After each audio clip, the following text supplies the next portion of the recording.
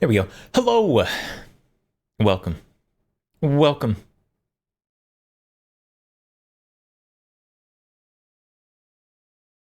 Howdy. Howdy. Mansum first. Hello. Welcome. Matilda, thank you for the raid. Very much appreciated. Why am I not moving?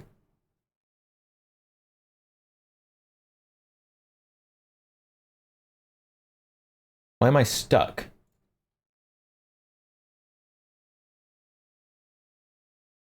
Okay. Nope. Still stuck. Okay, hold on. Well. Hold on. Let's try that. Let's try again. Let's try that again. But hello. Technical difficulties. Nothing like a little scuff at the beginning of a VTuber stream.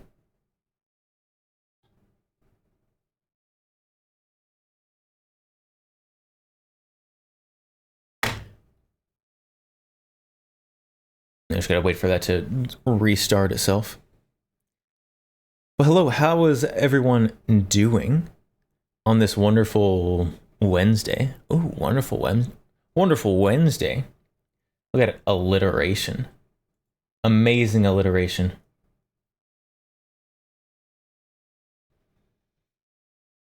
Yeah, so for those who either aren't following me or have not seen on Twitter, X, oh, that doesn't look good. There we go. I can move now. Okay. For those who have not seen, I got one of my, I say I got, but it wasn't me who done it.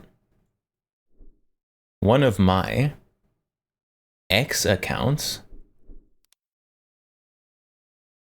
got mass reported and suspended.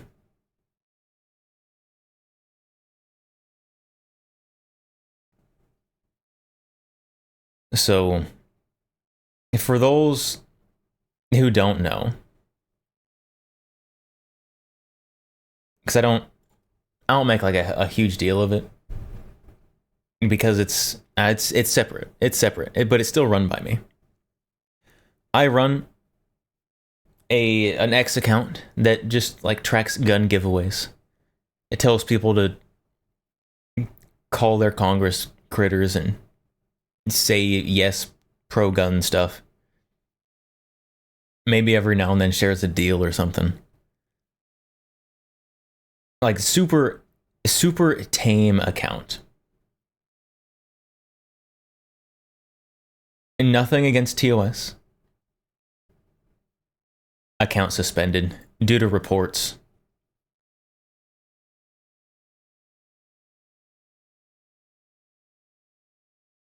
It's ridiculous. It's ridiculous. And it sucks because,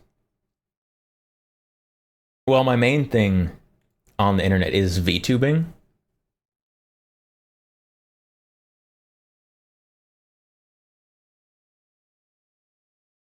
Like, I had way more followers on that account. I had almost 4,000 followers on the giveaway account that is now banned, suspended, gone. And it's very sad, and I don't like it. I don't approve.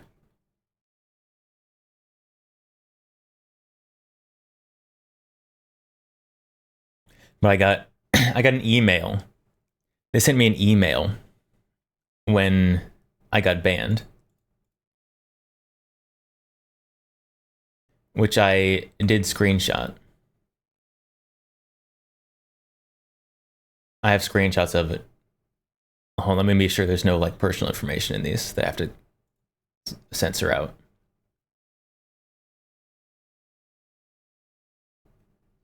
I took a screenshot of it because I'm not going to actually show my email inbox or email on stream. So we've got screenshots of it. All right, chat. So this is the email I got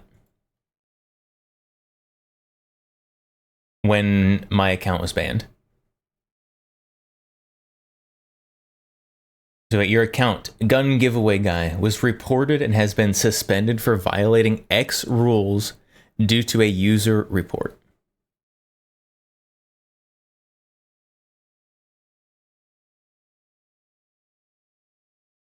And all three of these links, these 3 links, all lead to the same just generic TOS page. Like, they don't lead to a specific violation.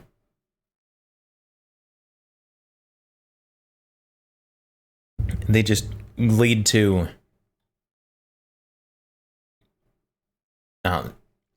X rules. Well, you can probably just Google search it.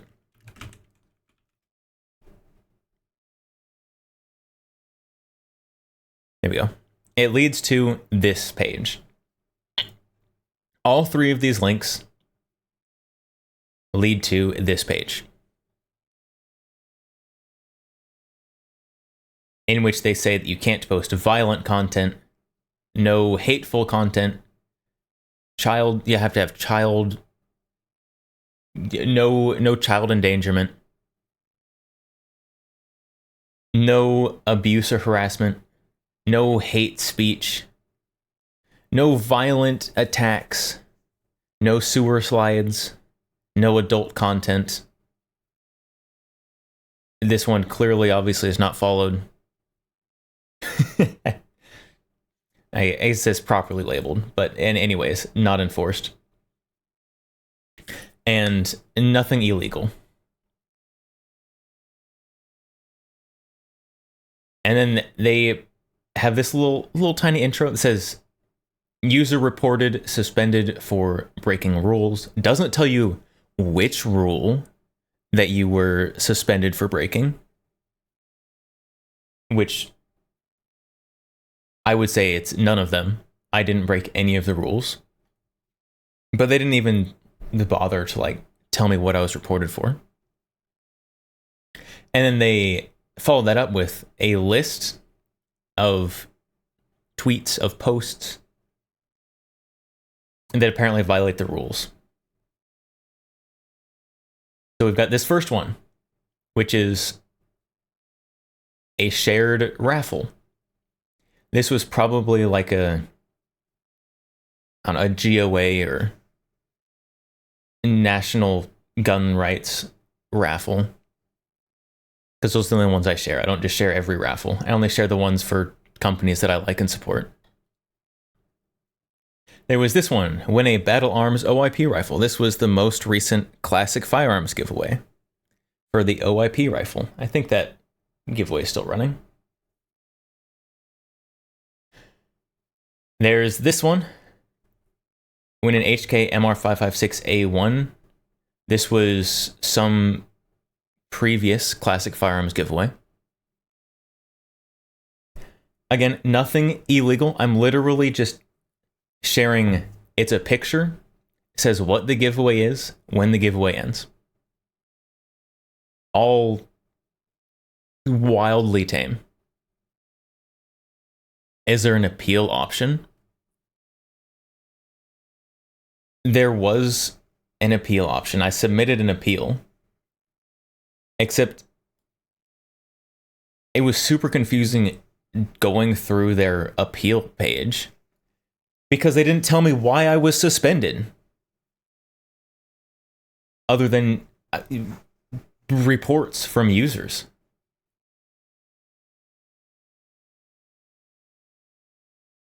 And so I did it the best I could, but they didn't give me a reason for why I was suspended.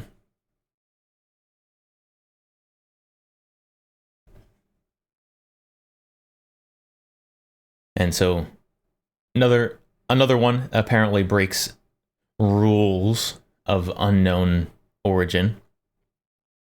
When a Delta Team Tactical Technician Rifle, generic AR-15, a Bantam suppressor, and gun cleaning. This one, suppressor, by the way, that's a legal item. and you can give them away as long as the person who receives it goes through the correct paperwork. Next one. When a Henry X model, and well, it's supposed to be 4570, apparently had a typo. 4770 chat. Get in 4770. Rock River AR pistol and more. Oh, and this one. 1,000 rounds of Winchester 9mm for 23 cents a round. And free shipping.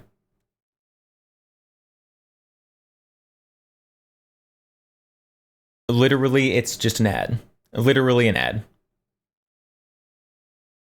And win a WBP Jack. This is, I believe, the newest Atlantic Firearms giveaway. It's also still going. If obviously, I don't have the referral link because it was in this tweet from my account that is now banned. We should go enter it because you could win it. For a Salad Puncher, hello, welcome. And then it's got this last little piece. Note that if you attempt to evade a suspension by creating new accounts, we will suspend your new accounts. If you wish to appeal the suspension, please contact our support team. And I have done that. Although it was just like filling out blanks. And they asked you things like, why were you suspended? Which the answer is, gee, I don't know. You tell me. We also have this fun little paragraph here at the end. If you have active X premium subscription, it will not be automatically canceled by X. To cancel your premium subscription, follow these instructions.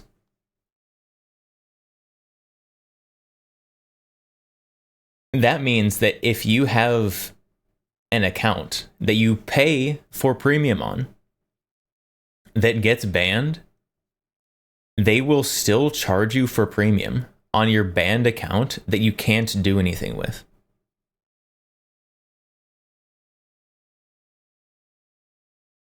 Which is absolutely scummy.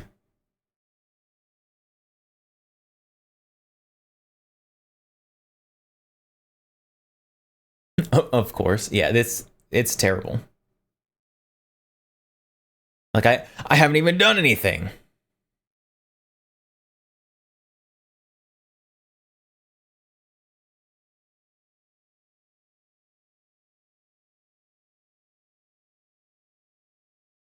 But this is dumb. It's dumb.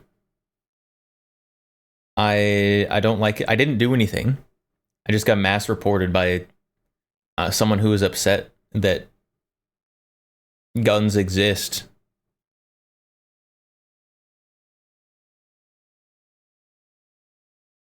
And here we are.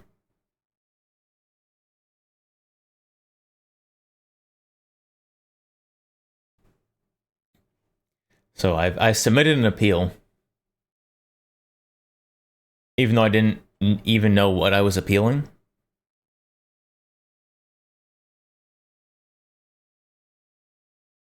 Except for it just was mass reported.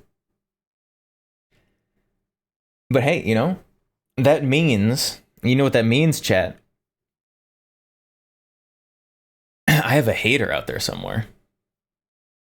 I've been waiting for this. I don't know who they are, but I've got a hater who got people to mass report my account. It's incredible. It's incredible. Achievement gotten. Content creator achievement get. Have hater. Twitter just as garbage as ever. Yeah, it is.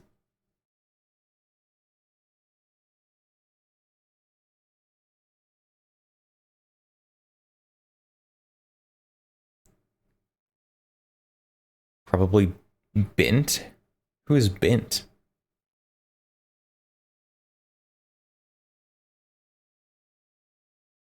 I don't know who Bint is.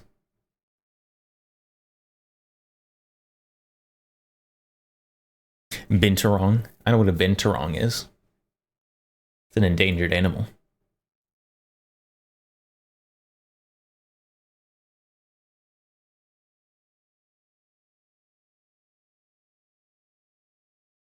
Bint is always wrong. Is it a slang term?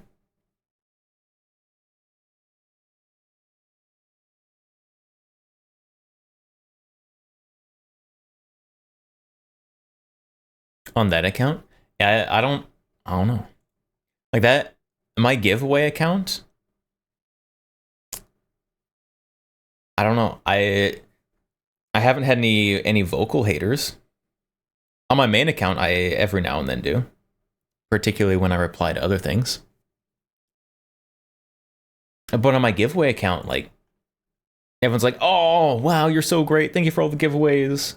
Wow, wow, look, I won this giveaway. Yippee." Yeah, I've never seen anyone in the replies on any of my posts complaining about stuff.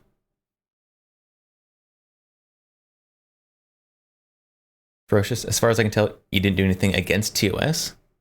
So just typical lefties. Yeah, I don't know. Someone went and reported a whole bunch of my posts. So hopefully it was at least more than one person.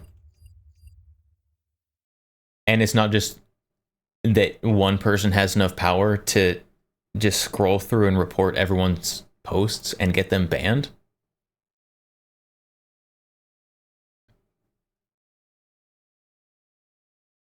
Either way, though. Either way. Definitely canceling my premium subscription for that account. And also, it'll probably be back. It'll probably be back. Manson, I hope you get it back so I can scoop referral links. Yeah, I hope I get unbanned, if for no other reason than because, like, I have I had important DMs happening on that account. Like that account is how I am in contact with, like, Pembleton and Sons. So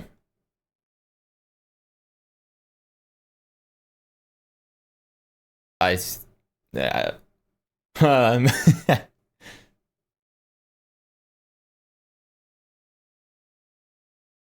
expressing my actual opinion would get me Twitch bonked.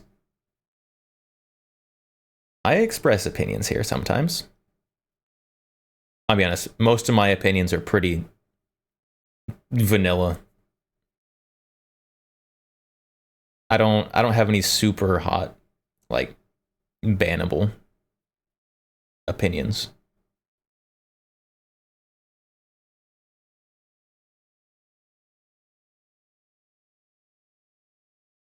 My takes are almost as bold as Asmongold's, which is, like, absolutely not bold at all.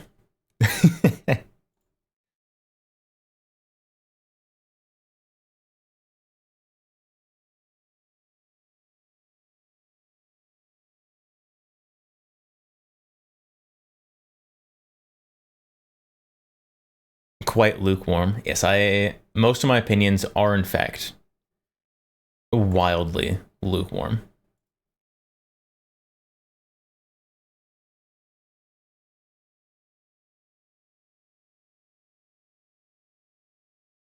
Ferocious, my opinion involves creative applications of force and medical knowledge to whoever decided to suspend the account.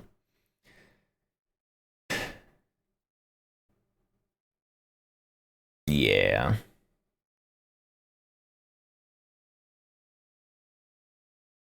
I don't know. I'm upset. I'm upset that my account got suspended, got banned.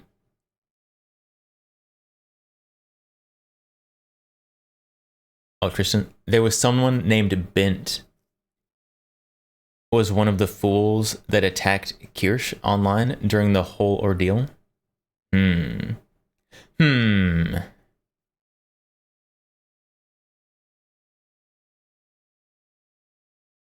I think I follow Kirsha with that account. But I'm gonna be honest, I don't do a whole lot of interaction outside of just posts on that account.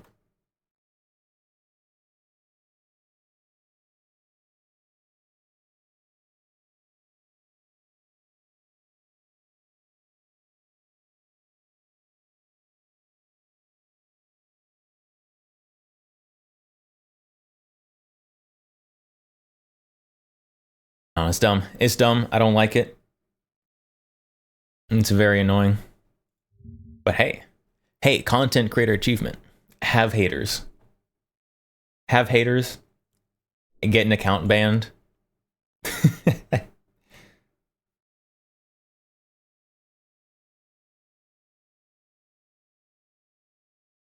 Here we are. Technically, it's not ban evasion.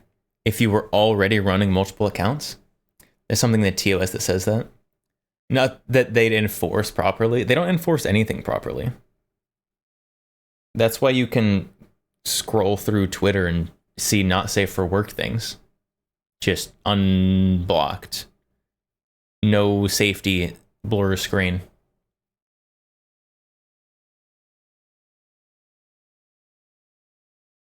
There's a mosquito in here. I think it's gonna be nibbling on me.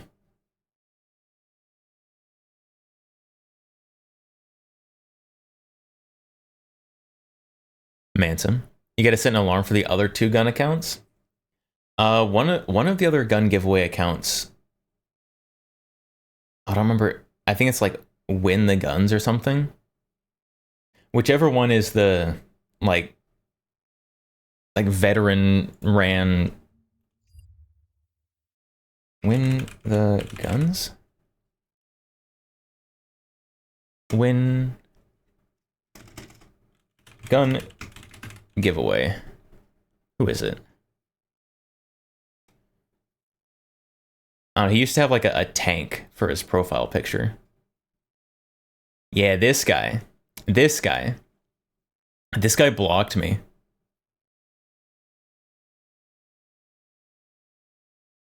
This guy blocked me.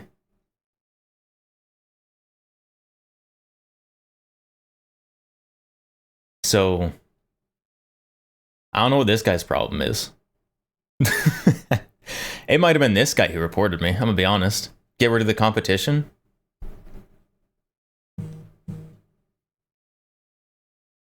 Must be a Fed, probably. Yeah, this guy blocked both this account and my giveaway account.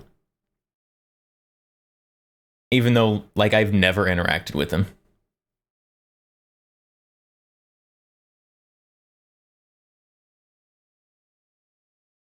So I don't know what this guy's problem is, but I probably don't support him because he doesn't seem like a very nice guy. And if you're looking for someone who shares the giveaways, this guy is really cool. Freedom Fried Father. If you're looking, he shares deals and giveaways. So if you're looking for just like filtered out only gun giveaways,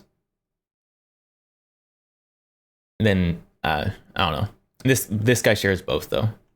He also shares a wider variety of giveaways. So you got e-bikes and stuff like that as well.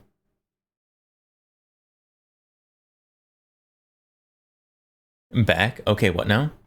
What about Win the Guns? Oh, this guy? Oh, hold on, going back one more. This guy blocked me. I don't know what this guy's issue was with me.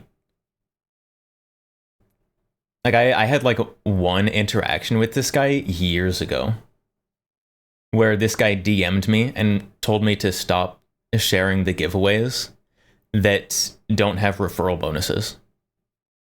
And I told him I wasn't going to stop doing that, and then he blocked me.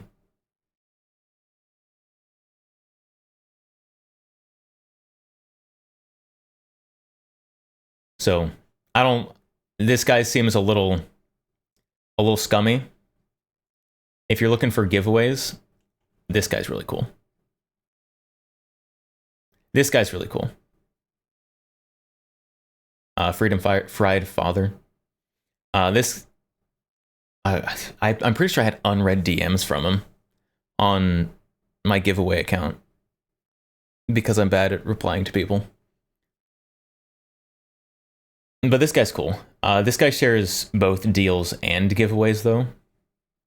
So if you're looking for just giveaways, you have to like scroll through. But this guy's cool. Freedom Fried and Spaceballs. Yeah, those two are cool. This guy, not so much. Also, he's lucky to get like a third of how many impressions per post that I do when my account wasn't banned. So I'm gonna be honest, it could have been that guy who reported me. Get rid of the competition. I don't think so though.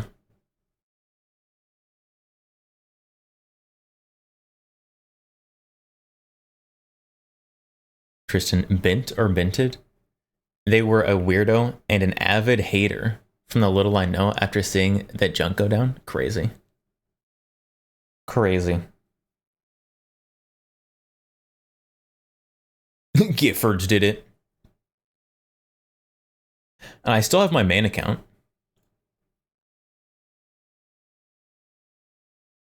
I say main account as just my VTuber account because,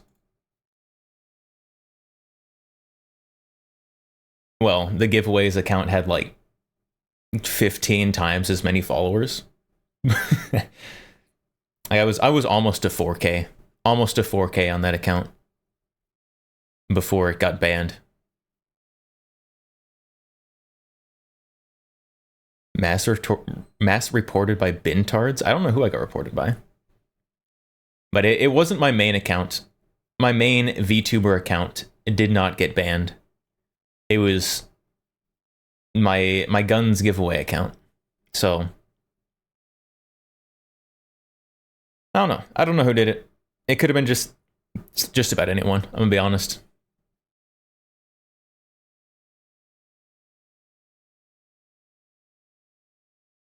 Traveler, you just following that account, did not know it was you. Welcome. It was me. It was me. I guess it still is me. You just can't see the account anymore. I appealed to try and get it back. The appeal process did not instill any confidence in me, though.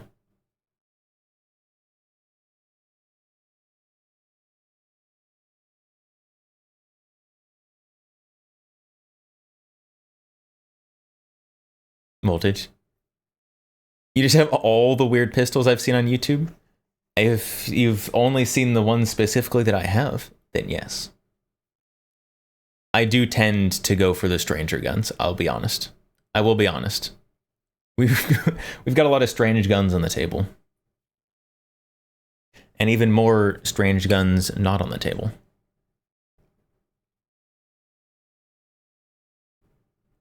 It's all AI reviewed. I don't think it's even AI reviewed, I'm gonna be honest. I just think that if enough people report something, then they're just like, oh, this must be bad if this many people reported it. And they just whack it. Plot twist. You reported yourself for exposure. Yep, you got me. I really just didn't want the chance to win any giveaways. That's what it was. There's nothing that's better for exposure than getting your account banned.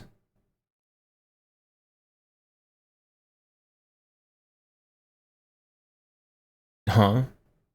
It's a PR stunt to let you be known. Yeah, that's what I'm gonna do. I'm gonna ban my account with more than 10 times as many followers. And then push that it got banned on an account with not even 300 followers. On X, at least. I've got more followers here on Twitch. But I don't think it's a very big brain PR stunt move there. It makes all the sense. Yes. Ban my account with the biggest reach, and it's not even close. That'll really draw people to me.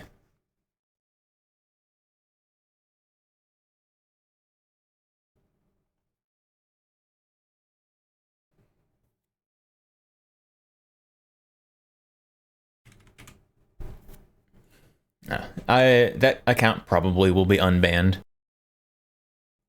Just whenever they get around to it. Not like soon, probably.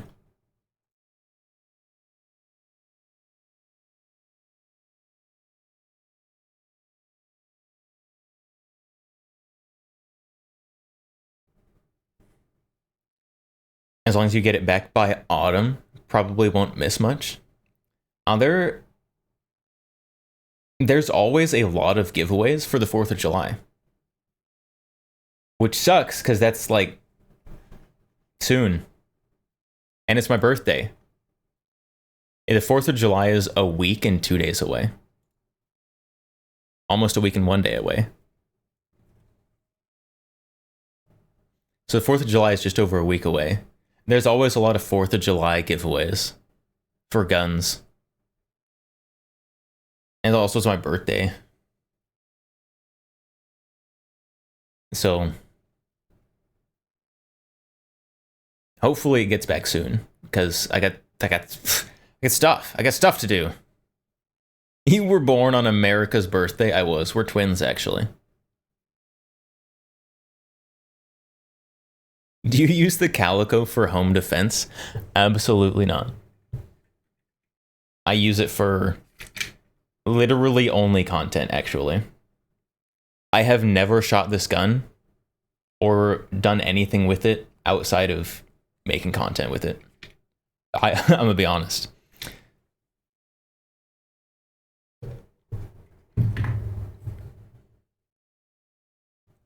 I have shot it. But I took video of it to show stream. So that it's content, right? That's content.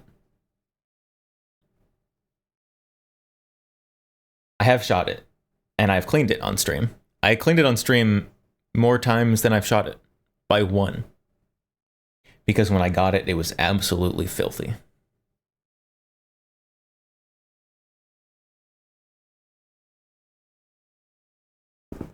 Voltage entered the Geisley one for funsies. But you didn't really know anything about ARs. ARs are like all the same. So, if you know anything about one AR, you basically know about all of them.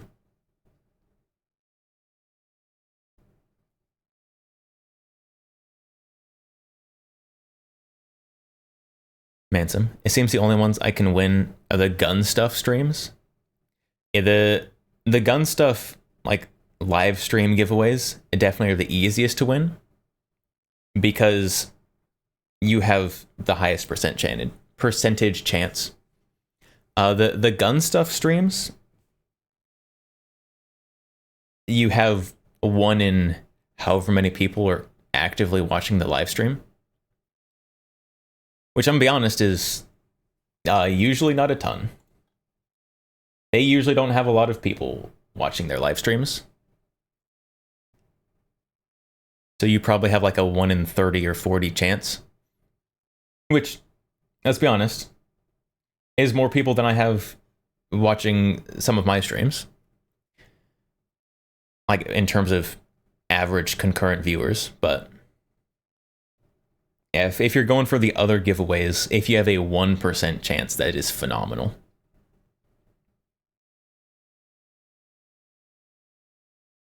What are those? What do they give? So the gun stuff, they stream on, I think they stream on Rumble usually.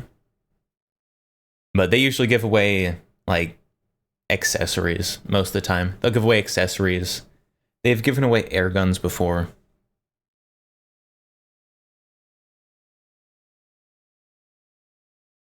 Yeah, they usually don't give away actual guns. So, and nothing crazy, but a way better chance to win if you want some strange sponsored accessories or peripherals. You found a more tactical over more tactical. They have another rail on it.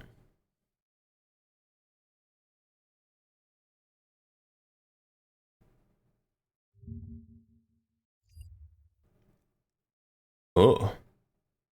Well, this is a Canadian. This is Canadian. That doesn't count.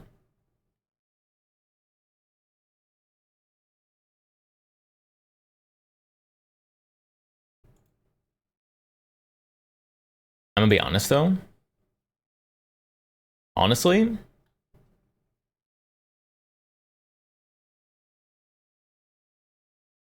I don't hate it. I can't tell if, is this a polymer or like a black painted wood? It's probably polymer.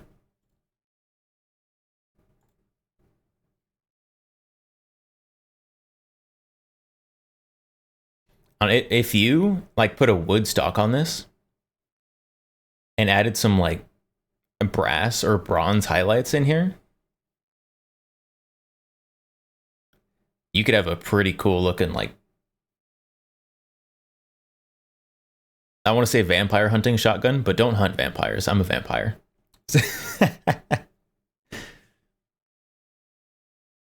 Also, short bolt shotgun and Canadian.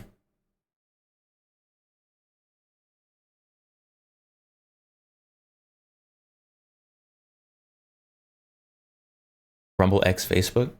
Gun stuff screams Rumble X Facebook. That sounds about right.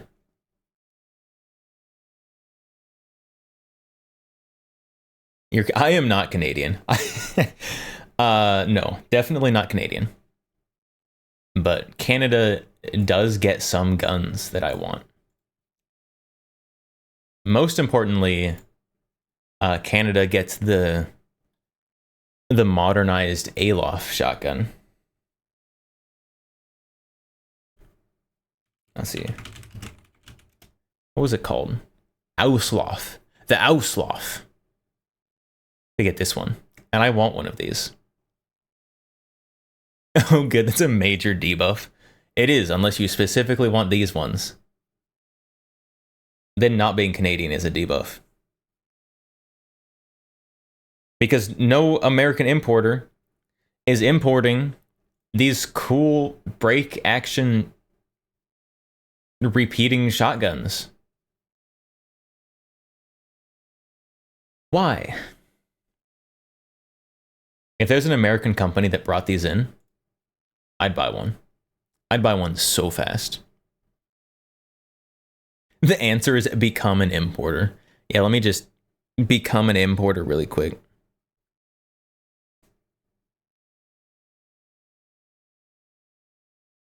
There's not another way to do it. I mean, you can do like one-off imports through a company, but that's really expensive. How much does it cost to import a gun?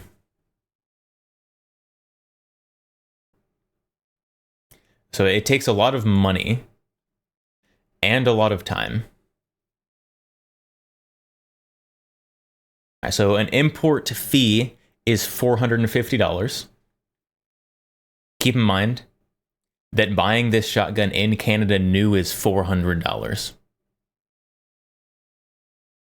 So just the import fee itself more than doubles your cost. But then you also have to pay a broker, an actual dealer, an actual importer to import it, which will probably be another couple $100 plus shipping. And you have to pay the federal firearms excise tax on top of all that cost.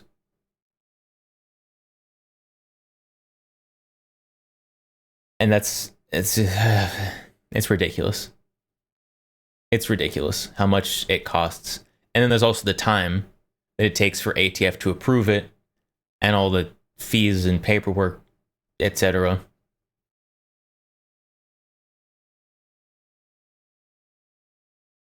So probably to import this $400 gun, it'd cost you another like $1,500.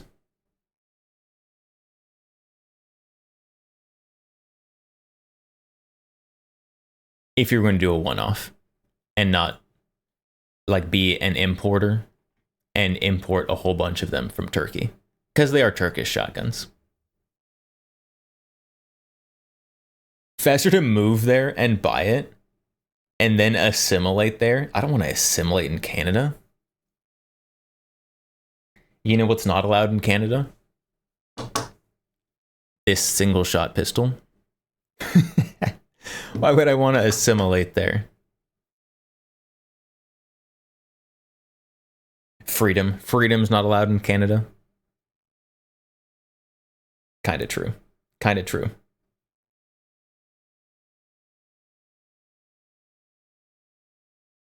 Why though? Why is this not allowed in Canada? Because it's not approved. And also it's scary.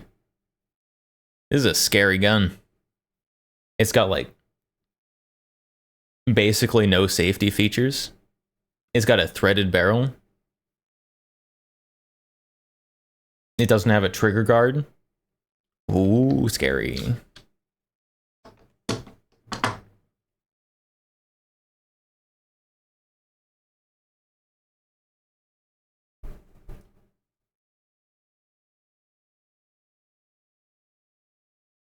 Aren't the only guns allowed long guns meant for hunting? Yeah, pretty much. Without some extensive licensing, yeah.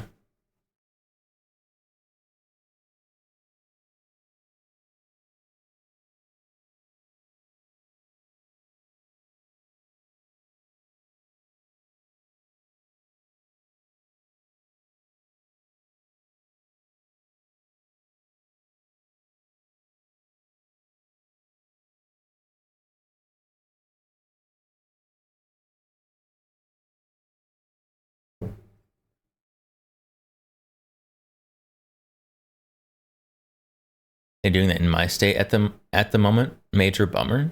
Banning everything that's not used for hunting. Massachusetts.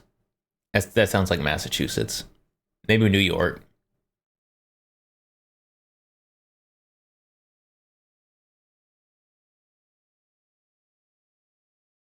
That's why the Henry Mare's leg bypasses that, a long pistol. And the Henry Mare's leg pistol, by ATF definitions, apparently.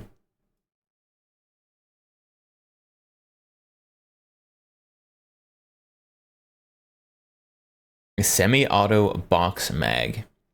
What about belt fed? That doesn't have a box magazine.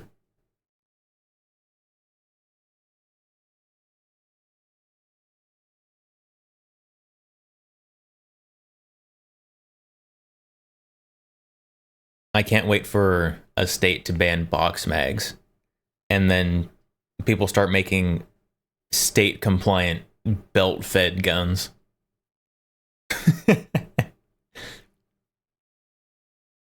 So you get your California compliant gun, except it's belt fed instead of magazine, because magazines aren't allowed.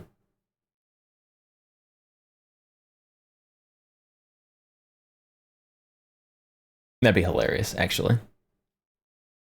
I don't want it to happen. I don't want it to happen. But if it did happen, it'd be hilarious. Time to go get my Massachusetts compliant belt fed AR, because I can't have a magazine. Clip fed back. I mean, there's the Keltec stripper clip. That one is... Are people still price gouging that one?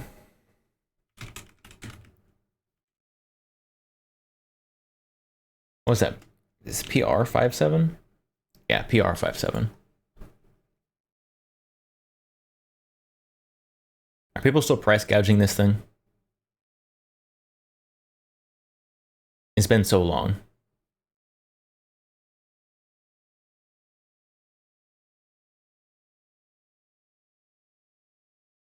Oh, well, they're not price gouging it, but it's out of stock. Well, there's one place that's not price gouging the Keltec PR57. And they're out of stock. So now I guess if you want to not price gouge PR57, then Omaha Outdoors is out of stock, but you could sign up for their email list, I suppose.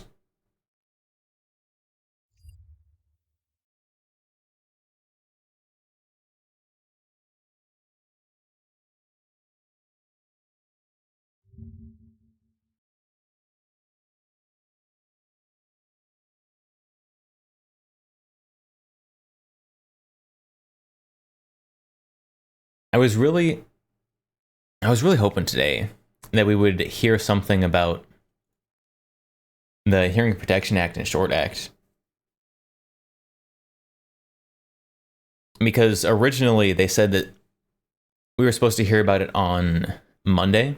They were just supposed to decide whether it defeats the bird bath, whether it's actually a budgetary issue. It was supposed to happen on Monday. But then obviously that didn't happen. And then it was supposed to happen on Tuesday, which has now passed and we haven't heard anything. And then it was supposed to happen today, this morning, we promise. And then we didn't hear anything today or this evening.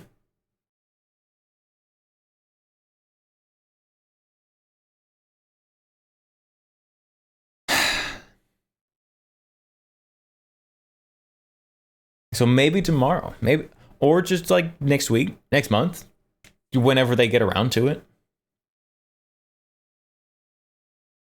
It seems very optimistic that this thing is going to be being signed by the president on the 4th of July, like Mr. Trump wanted.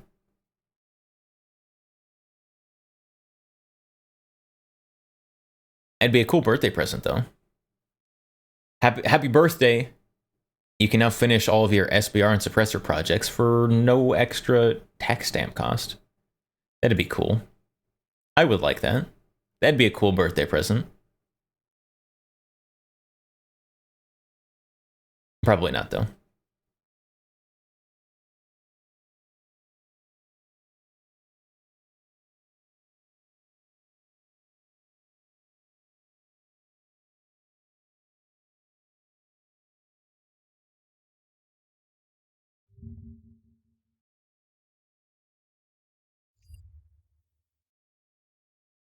And we do have, since we're on the topic, we've got a video to watch. We got a video to watch about it. Well, I'm here in Washington, D.C. with... I know.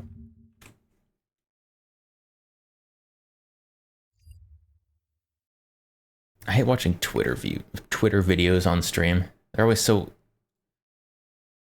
awkwardly placed. Hold on, let me fix this real quick.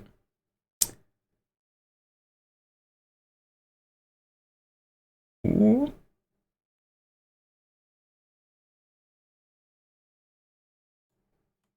There we go. Now we can see it.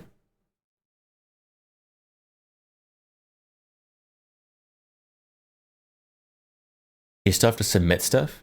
Or does it just make them level with normal stuff? Yeah, so if... What is that bar on the left? What of a bar on the left?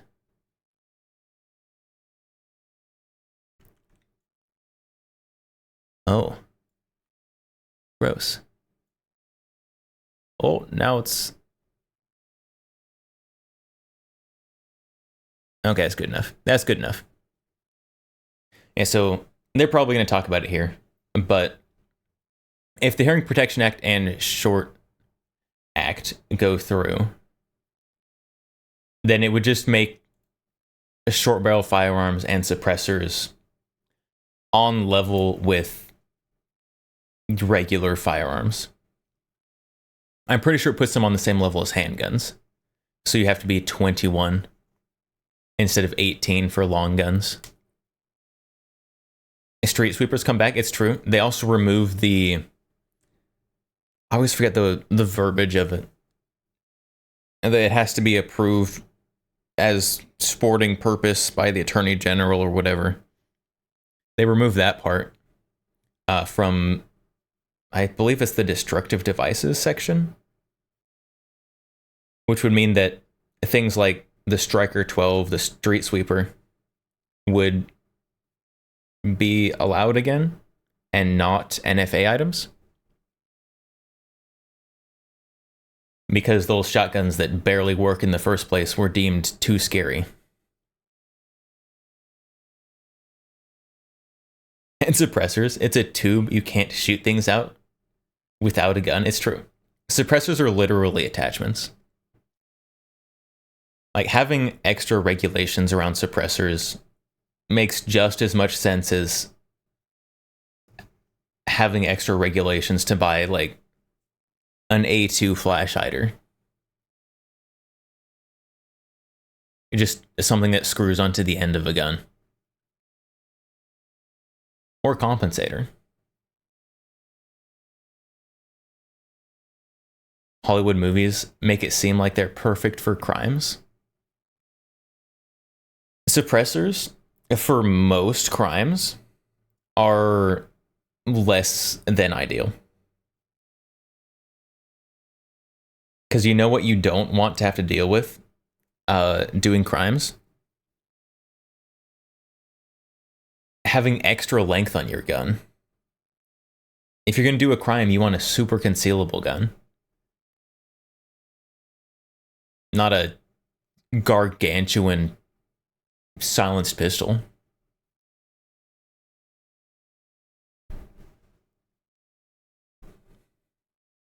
You just make one if you want it that bad, and people have.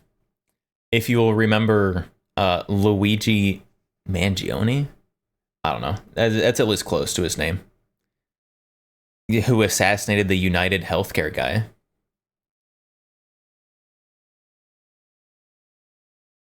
He couldn't get a suppressor in the time he wanted to, and he just, it's like, I could just make that. And he did.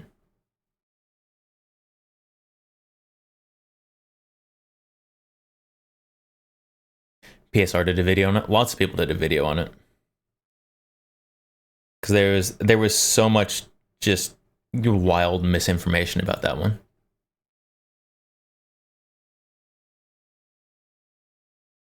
All right, but we've got a video to watch.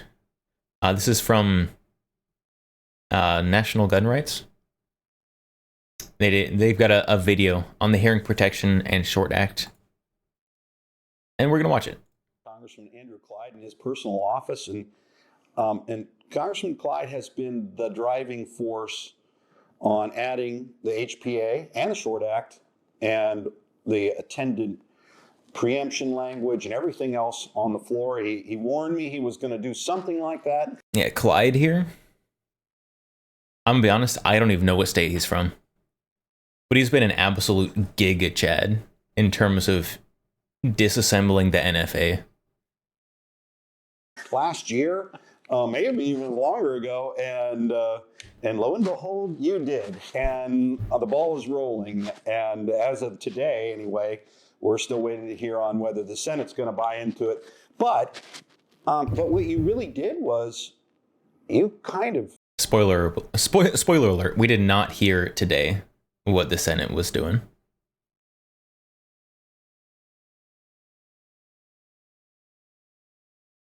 Could he disassemble my state Senate? I don't know. I don't know what state he's from. I should look that up. Chat, what state is Clyde from? I don't know. freaked people out because they said, what, you're going to do what? Mm-hmm. And you said, well, I've been a gun dealer for how many years? 30 years, over 30 years, I've been a federal firearms licensee. And when I first came to Congress, my big Based. idea was to eliminate. Became a congressman just for this. Honestly, we need more Congress critters like that. Got in Congress purely to just do this one thing. It's like, yeah, I'm doing it. And now we're here. Eliminate the taxation of a constitutional right, because most people don't know that our Second Amendment rights are being taxed right now, and the National Firearms Act is one of the most egregious taxes on our constitutional rights. Chief Justice John Marshall in 1819 said the power to tax includes the power to destroy. If you can tax something, you can destroy it. If you can tax it a little bit legitimately, legally, then you can tax it a lot. And you can tax your Second Amendment rights and make that tax so high that people simply can't afford it. And there are a lot of taxes. There's a lot of taxes on guns. Obviously, there's the NFA tax for NFA items. But even non-NFA items, you've got various excise tax and conservation taxes and whatnot. And it's ridiculous. And you as a buyer don't see a lot of it because it's in where the buyer doesn't see. It's on the manufacturer and in the supply line and all that stuff. Right still exists, but it doesn't exist unless you can afford to pay the tax. And that's not right. That's not an unalienable right. You shouldn't have to pay tax in order to exercise a constitutional right. And so that's the whole focus of this. I think, and that's the loophole in which you got into the Reconciliation Act, because it's yes. taxing authority That's and correct. spending.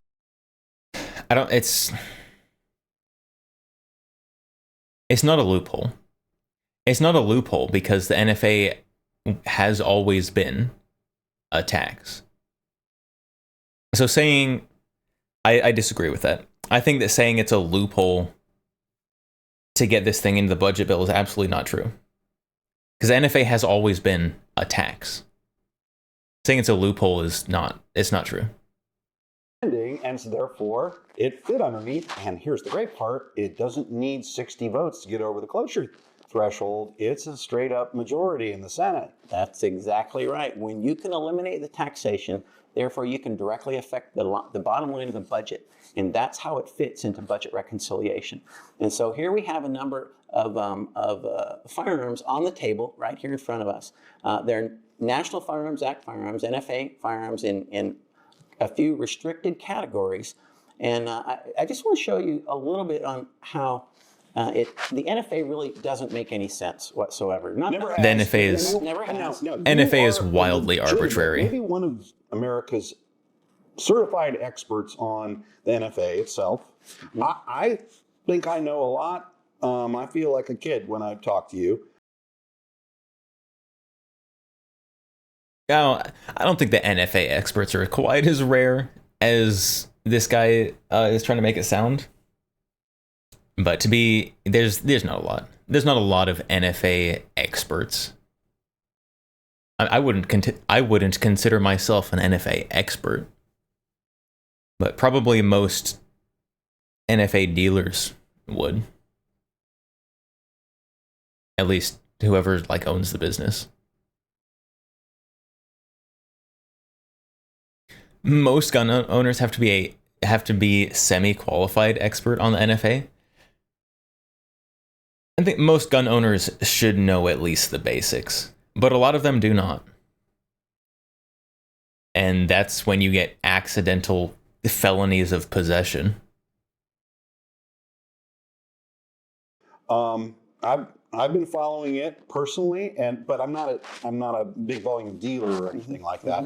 But I've been a machine gun guy for a very long time, and oh, he's a machine gun guy, chat.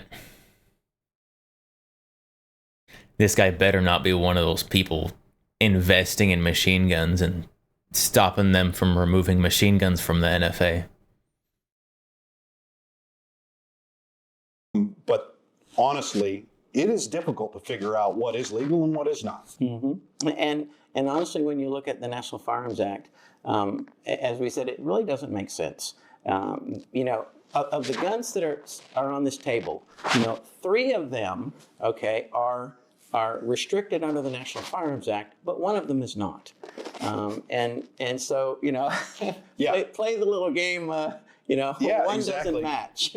All right, chat. Which one is it? You got 4 guns. Which one's not the NFA item? I know which one it is. Maybe I am an NFA expert, chat.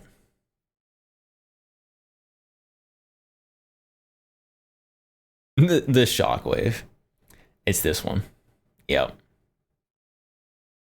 Short-barreled rifle, short-barreled shotgun. Pistol grip firearm, I believe, is the classification for that. And AOW.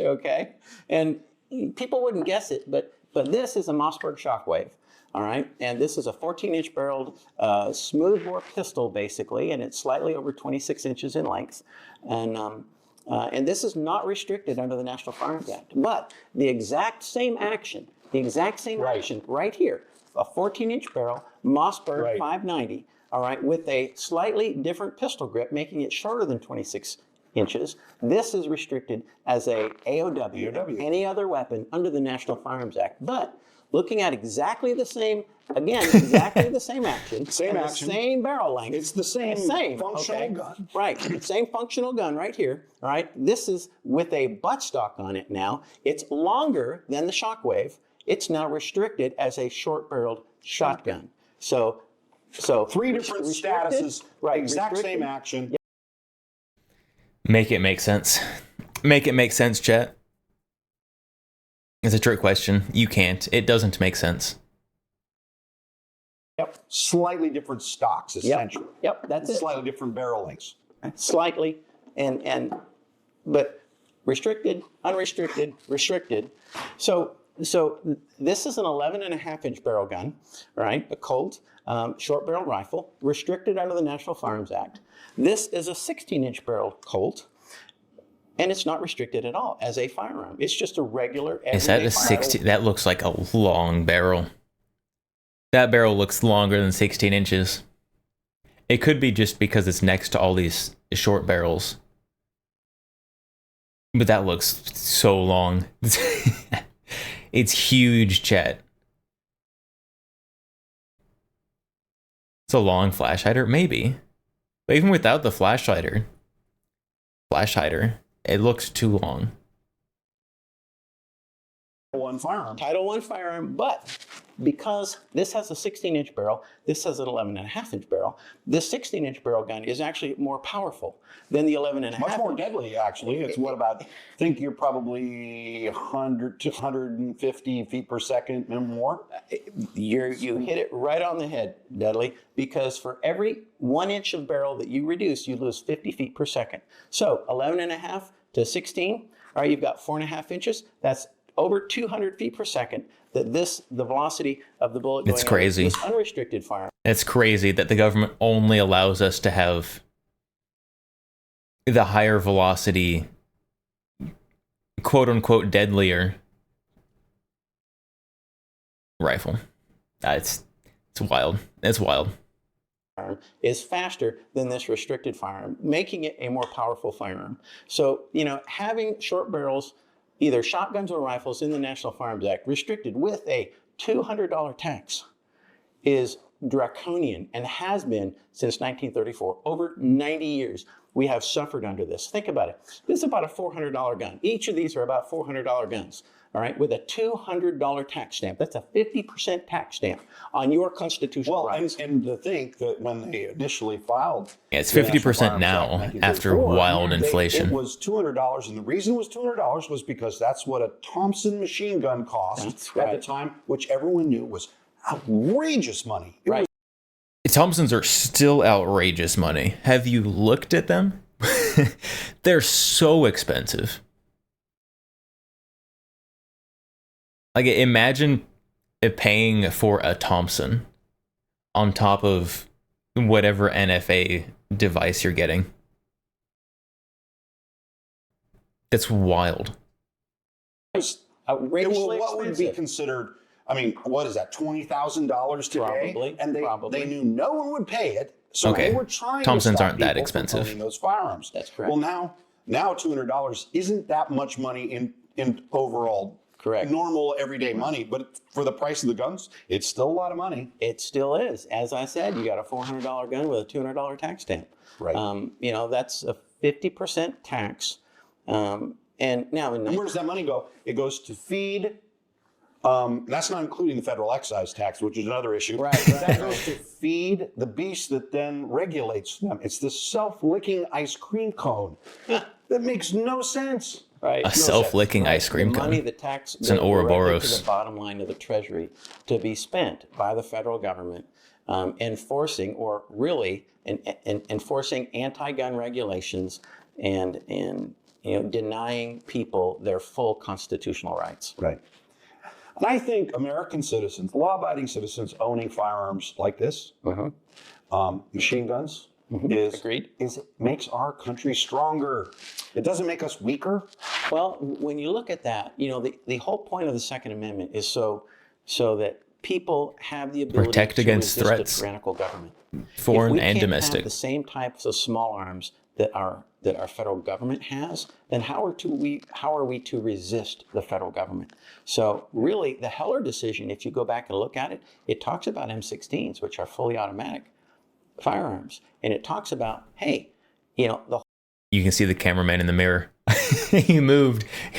I saw him. whole point is that we have common use military firearms, so that we not I only think can that's the we be a cameraman up militia, there. all right, but we can also defend ourselves against the tyranny of a government that would take away our constitutional rights. Yeah. And the Based- real question based is, congressman. are we going to end up with this with these real rollback of restrictions? If we do, you're the one person who got the ball rolling. You didn't wait for somebody to come up with the idea. You were coming up with the ideas. In fact, ever since I've met you, you get barraged me with ideas. Sometimes I'm like, please stop for just a minute. Congressman, I need to digest. I'm not as quick as you are. And I like him a lot. frankly, you've I had like Clyde so a much lot. experience in He seems being so cool. being a legitimate large volume dealer. I have a dealership and an SOT, but we're just use it largely for giveaways and then for education purposes. And but you've had a long, successful career in running your shop. And so, but you always keep coming up with these ideas and saying, wait a minute, they can't do that. They can't keep those records. Well, I've had over 30 years to think about it. All right, and okay, when I Well, I've had over 30 years to think about it. He sounds like such a cool old guy. I want to sit down and have lunch with him. I see something that I don't think is right, then I make a mental note of that. And now that I'm in a position to actually do something about it, I'm doing something about it. And we are going to restore the constitutional rights that we have lost. And we're going to continue doing it. And this is not going to be the end. This is not going to be a one and done. All right, we're going to continue going after those unconstitutional rules, all the taxation on our constitutional rights. You know, that's the end game right here. And restoring what we have lost. You know, suppressors, we don't have a suppressor here, but suppressors are a big part of that too. You know, They're personal protective equipment. yes, they are. Just like glasses. Yes, yes, You need yes. some way Yes. to tame, especially rifles. Actually, honestly, comparing suppressors to glasses is one of the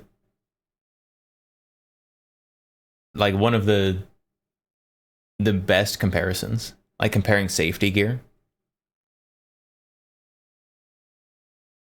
Because suppressors, they make most guns a lot quieter, but they don't make them quite hearing safe. Just like glasses don't provide 100% protection from things getting in your eye.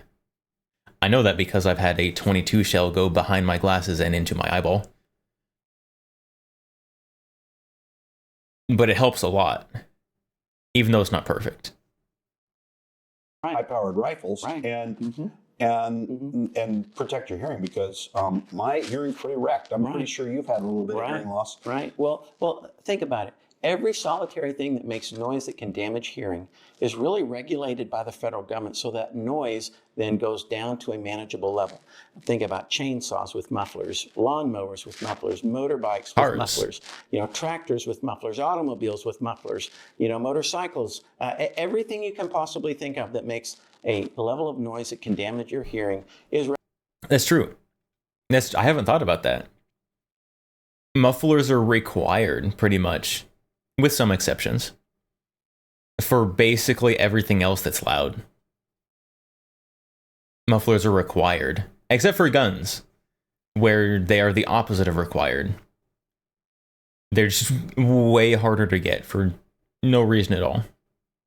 regulated to have a muffler, except for firearms, you got to pay a $200 tax stamp. And go through Fingerprinting, trouble. photographing, application to the ATF that could be denied. You have to go through all of that. That shouldn't be. and then you have to go and roll back and in previous times wait for a very long Yes, time. yes, Now, thankfully, yes. that's changed a little Yes, bit, but yes. it's not always. No, and there's a story behind that change too. I, We had a little bit of influence to make that change and go digital in the appropriations process, because I'm on the appropriations committee. Hey, We digital put in an appropriations? amendment that forced the ATF to reduce their wait times, or they would lose 40% of their budget. Oh, that was him? That was Clyde? Who made the ATF speed up their NFA wait times? Oh my goodness. He's been based longer than I even knew he was really out here fighting for stuff. And so it's called the power of the purse being exercised through legislation. And so amazingly, after that amendment was put in, that we got put into to the Commerce, Justice, Science Appropriation that funds the Department of Justice, right? Literally within a couple of months after that amendment got put in, magically the ATF figured out a way to reduce the wait times literally Magic. from 13 months, 12 months, Magic. 15 months down to under 60 days. So, and now it's, 60 days is still in some too long. ways It's 2-3 weeks. yeah. 2-3 weeks is too long. My suppressors, I just transferred some suppressors out of my dealership in personal name, and it's taken 4 days. Yeah, So, there you go. There you go. electronically. So Yep. I don't think I should actually have to do that, but under current law I do, and so Right. that's what I did. Yep. So Making it better, regardless of where it is, making it better. And that's the whole point. yep. So we're going to push really hard here to try and pass this HPA. Hopefully, we're going to have a vote. By the time we publish this, it might actually be enacted. That's what we're Yep. looking for. We hope so. And we're joining together with all the other gun groups who surprisingly have all joined hands together. And frankly, you're the guy kind of Yeah, like honestly. the Piper to make it happen. So thank you. Well, thank you. I appreciate it. This whole Hearing Protection Act Short Act has been absolutely just like mind-blowingly unifying among different gun activism groups. Everyone's fighting for the same thing at the same time. It's beautiful. Yes, sir. It's the constitutional HPA and the Short Act. Those are the two that are going to go in the big, beautiful bill. And we hope and pray that they all make it through. And we're going to work hard to ensure that. And if Thank it you. doesn't, we might have to try again. We will, if it doesn't. All right. Thanks. We'll try again.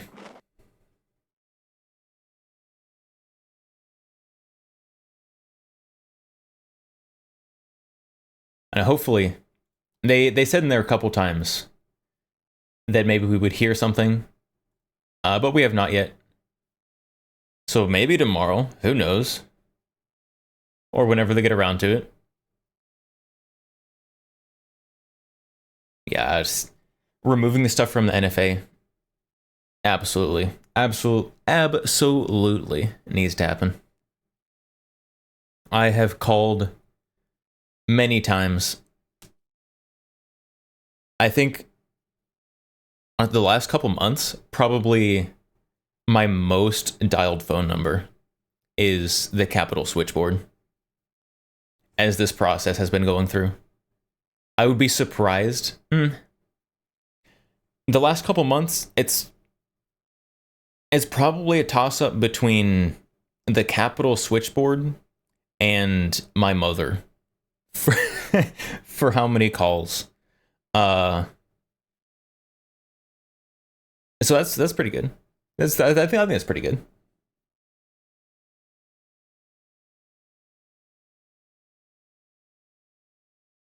Who are you calling at the Capitol? My representatives. So the state representatives for the Senate. I'm in Texas, so I've got Cornyn and Cruz. Cornyn is really the one that is going to need some more convincing on this one, as well as the House representative and the party leaders. I also have been calling the party leaders because I can.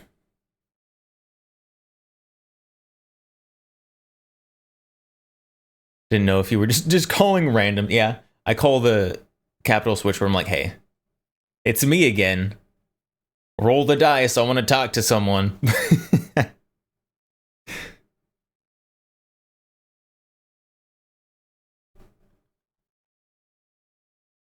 No, I'm not doing that. I am calling for specific people.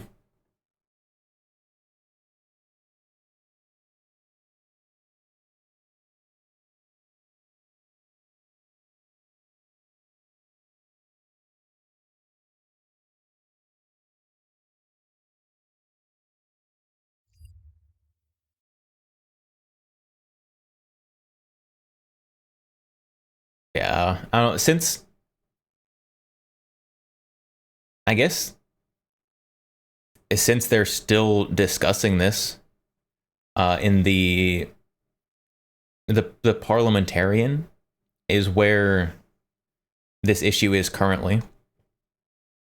So call the parliamentarian, call your representatives, let them know. Let them know. Let them know, chat. Let them have it. It's like congressional roulette. You get a random Congress member and try to convince them. That'd be so much fun, actually. Like, if I could actually get a hold of, I don't know, like a Massachusetts Congress critter and try to convince them, that would be so entertaining for me. That'd be so entertaining. Except I would need to not just have them, like, hang up on me.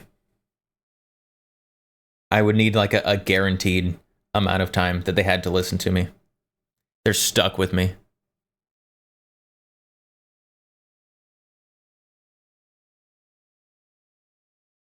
Because you know they don't want to listen. You know they would rather not.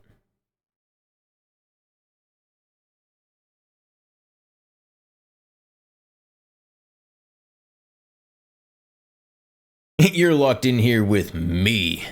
Exactly.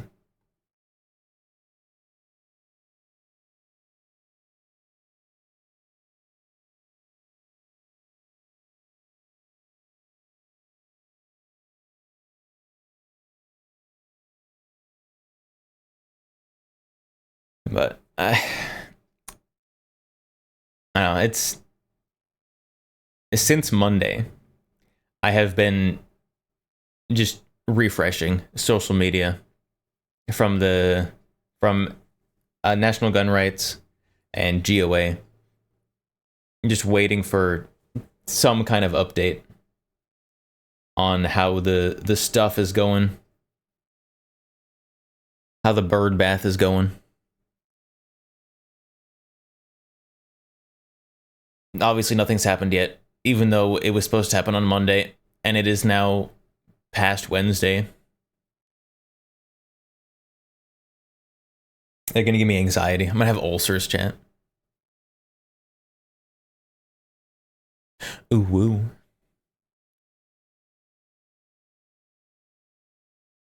I'm not gonna get ulcers, probably. If I do, it's unrelated. Probably because I ate something stupid.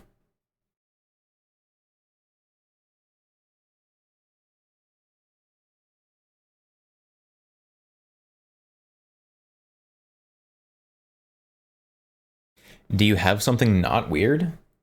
Yeah, look at this over-under break action shotgun. Break action shotguns are very normal.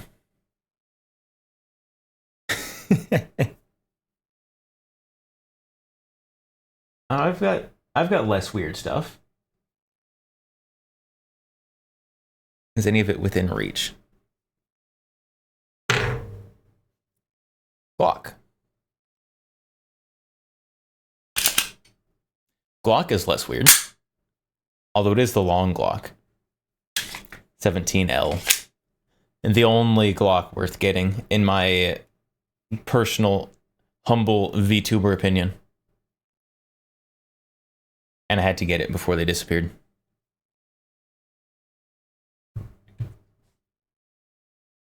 Gun ASMR. XCR's not here on stream.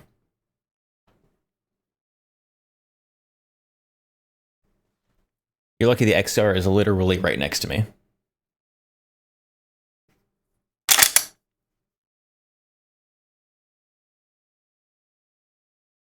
Pokes Congress with stick. Come on, do job. Do job. They won't, though.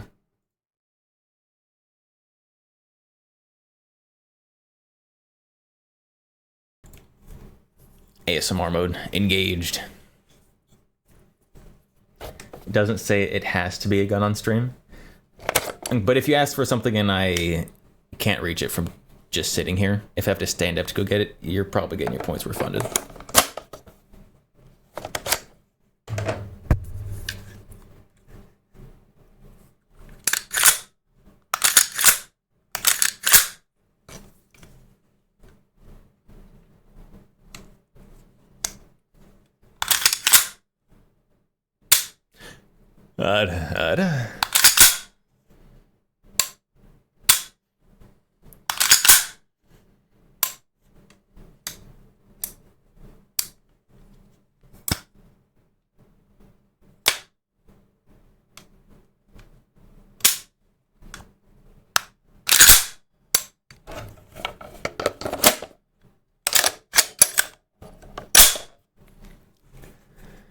All right, there you go.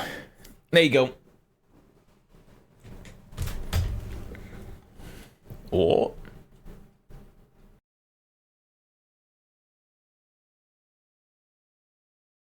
ASMR mode disengaged. What's the case of coins up here? So it's not really a case. They're just on the base of my monitor stand.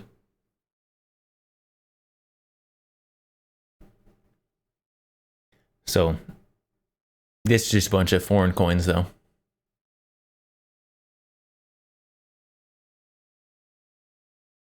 Bring back the cat. I like him more. He doesn't argue with me. You clearly have not been around the cat long enough.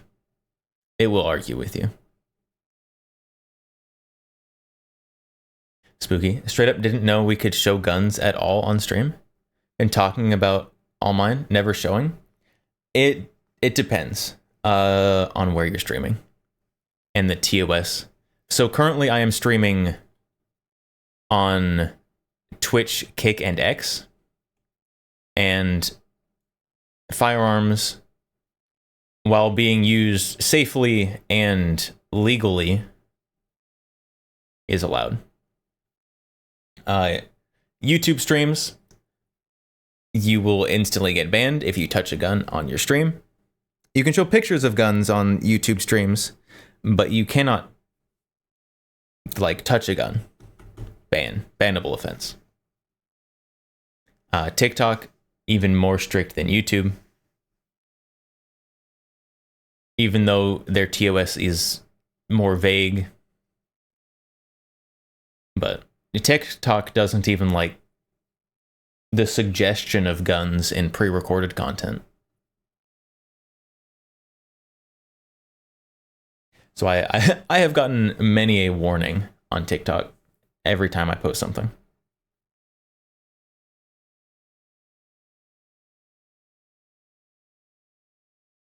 Twitch only. It's not Twitch only.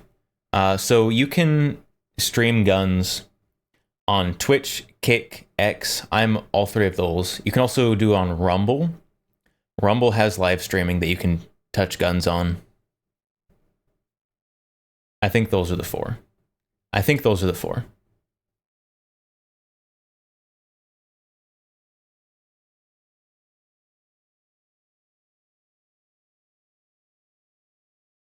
Rumble's got ammo ads based. Odyssey?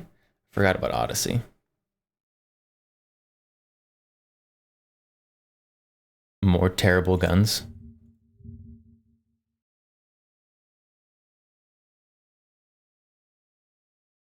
This is not...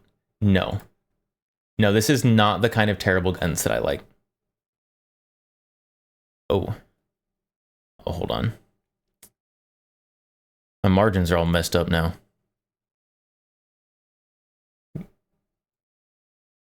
Ooh. Ooh.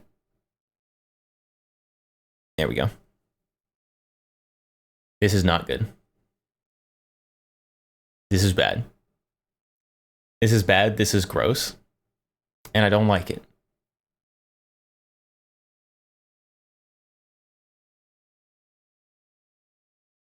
And it shoots 410.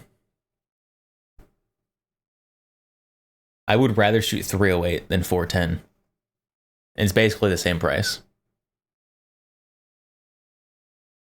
AR sights. This has a lot going on, and I don't like any of it.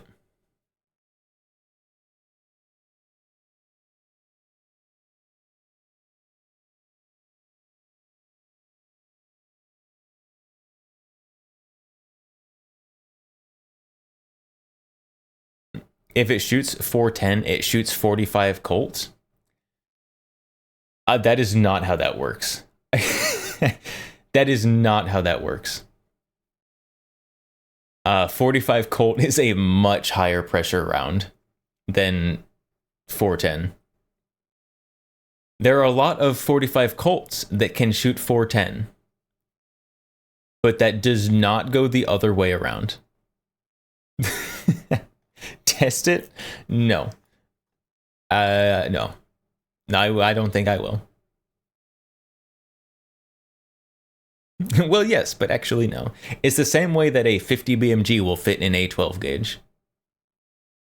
Except different, because 50 BMG is necked down, and so you basically just spit out all the powder and the projectile.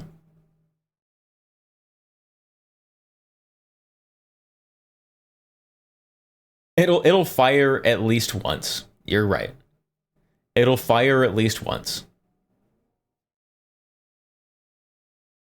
It may not fire once. I'm gonna be honest. So, hold on. I need my examples.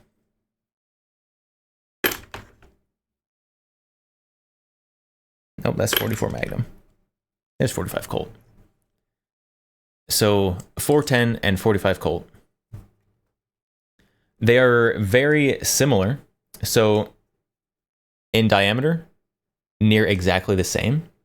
But in terms of, well, your little rim there, I don't know how well it's going to come out on camera, but the rim on the 45 Colt is much thicker than the 410. And so if you have a gun that is specifically designed for the 410 rim, it may not close on a 45 Colt because the rim is thicker. So what you have to do is you have to take your belt sander to the back of this one and, and file it down. Please don't do that. That sounds like a horrible idea.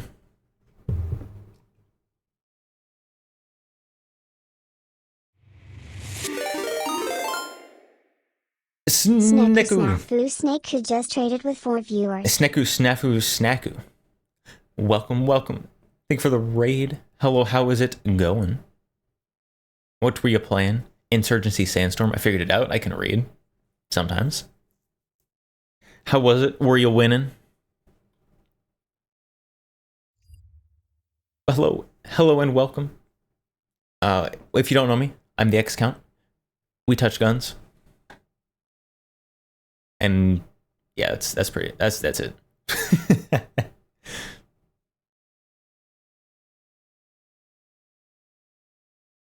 (50-50). One 50-50. Truly middle of the road performance. Did I see what happened to your crag? No. I'm scared to ask now.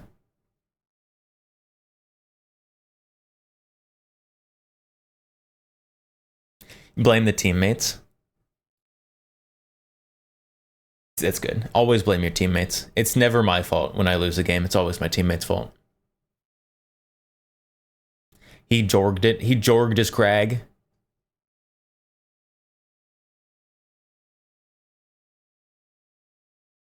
I can't believe you're jorging your crag. Live on stream too. Look at Twitter. Oh my, you're gonna make me pull up Twitter. Twitter banned me. One of my accounts.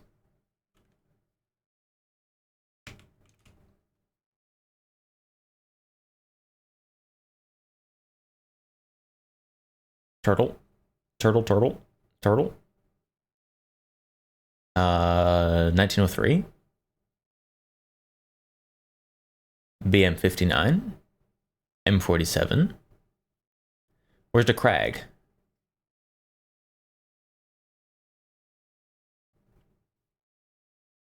I have a gun that would probably give you an aneurysm. The laser is zip. You zip tied on a laser?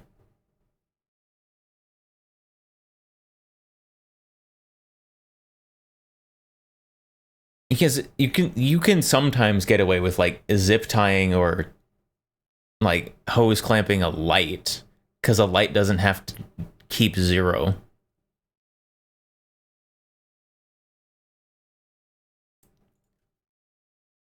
Oh no. Oh, my heart. Oh. And it's such beautiful wood too. You broke your wood.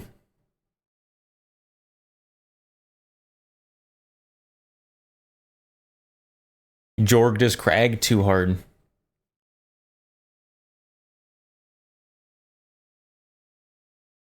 The suboptimal is true. It's so sad.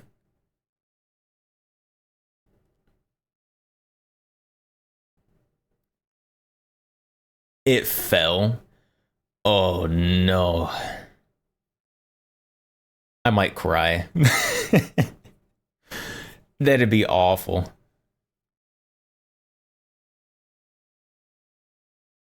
I have never dropped a gun and had it break in half.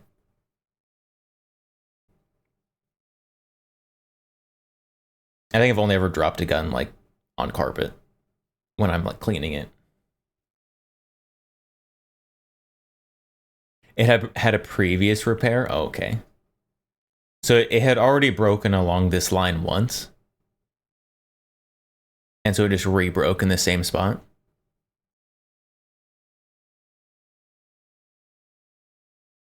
That's still sad. That's still so sad.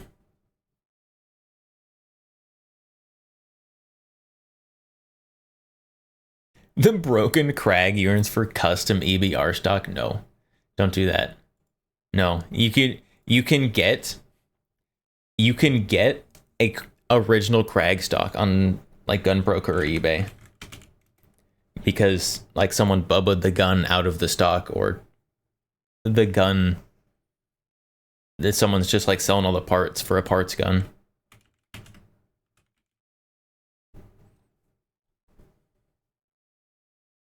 You can buy a new stock. You can replace it.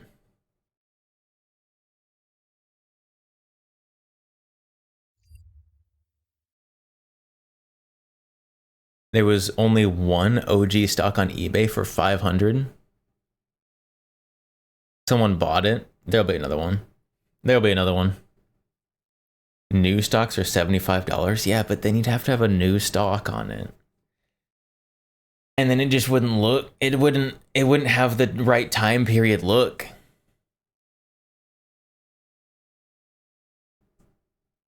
I know because I have a Carcano with like a refurb stock. And it's still neat. I'll be honest, it's still kind of cool. Deploying reinforcements. Krigvox just followed on Twitch. Why is that notification so cut off? What did you do?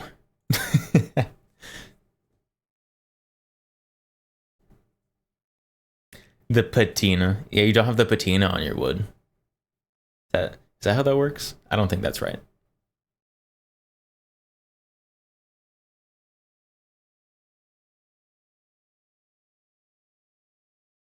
Took the gun to a buddy who does woodwork, and he said he'll do his best. $475.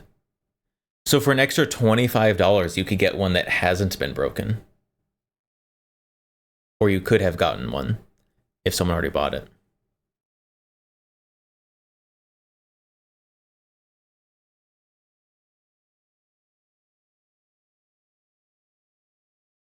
It's so sad. It's so sad.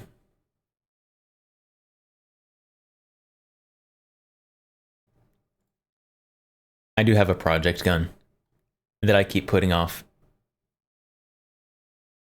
that I need to get a stock for. An original stock, not a reproduction stock. Wood has patina. Honestly, a fancy word for aging. Is that right? That doesn't feel correct. Define patina.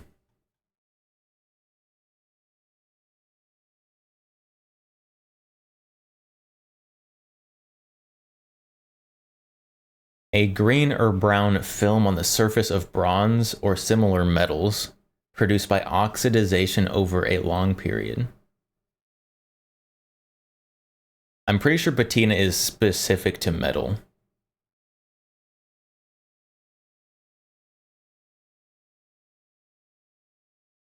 I guess it depends. So Oxford says that it's specifically metal. Merriam-Webster says that it's a surface appearance of something grown beautiful with age or use. See, I guess it can just be anything. Depends on which dictionary you want to go with.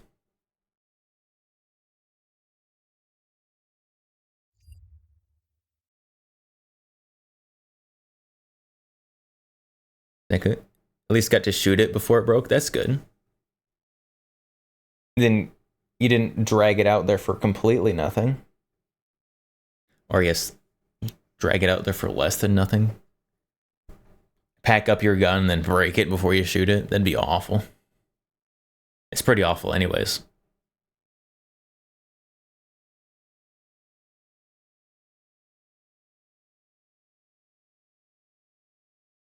Oxford usually has more accurate definition. On a Merriam-Webster seems to keep up with the times a little more. And Oxford is British, so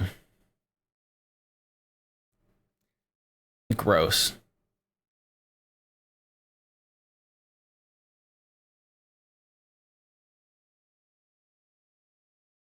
You got it for free? You got a Krag for free? How'd you get a Krag for free? I want a free Krag. No one's giving away surplus near me.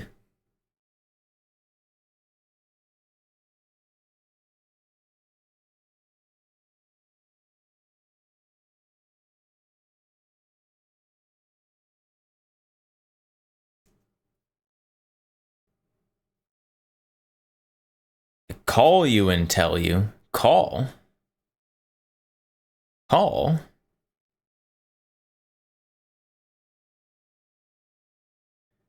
What's the break action chambered in? 20 gauge? No, this is 12 gauge. We're not a 20 gauge coward here. It's full 12 gauge. Only because it doesn't come in 10 gauge.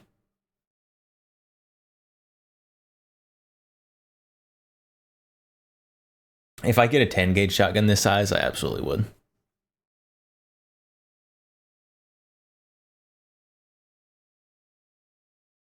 Unfortunately, 10 gauge is not popular, and also the ammo is really expensive. 10 gauges are hard to find. It's true. It's true.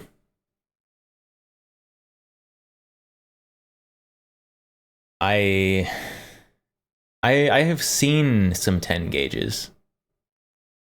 And they're not all like super expensive. They are hard to find though. I don't know why. I guess people with 10 gauges don't really sell them. And there's also not a bunch of people making new 10 gauges.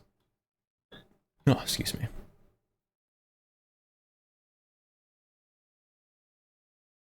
They'd classify as a destructive device? And it wouldn't. It would not classify as a destructive device. Most 10 gauges don't classify as destructive devices. Because 10 gauge is still sporting.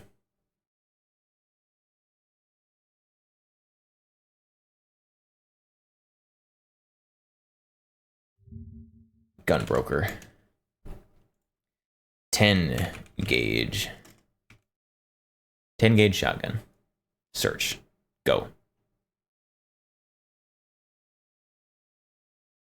Okay, I'm not looking for the ammo. I want the actual firearm.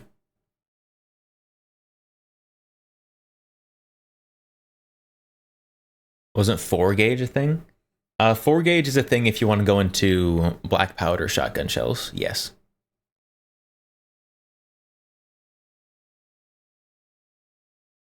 If we can get PE 57 barrels from Europe, that'd be neat. The ATF did recently change the ruling, I believe, on like imported like parts kits barrels or something. I don't know. I could be mistaken. But I think I heard that briefly somewhere and then promptly did not look into it.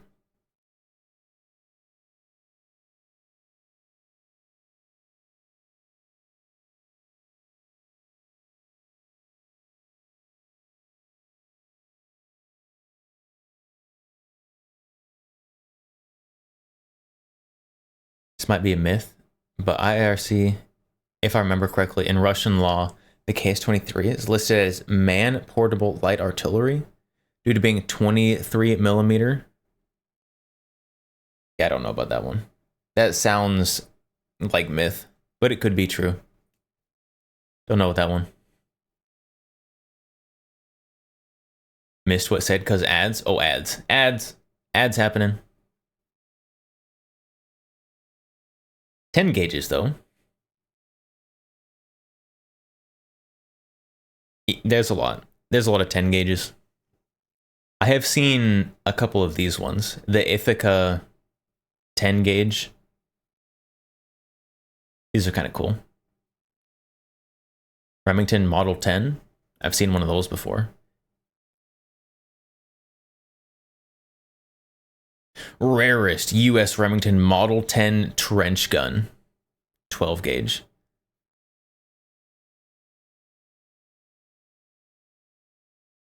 Wait, the Remington Model 10 is 12 gauge? Hold on, show me the 10 gauge.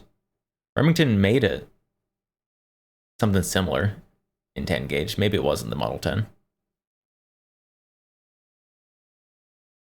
There's a lot of 10 gauges on here for honestly not too much money.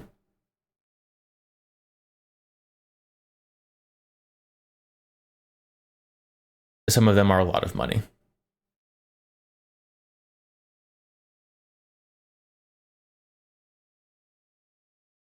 Some of these, why 12 gauge, 18 inch? Some of these, ban these guys. Ban these guys. Those have nothing to do with 10 gauge. They're not even like a Model 10. There's nothing 10 in there anywhere.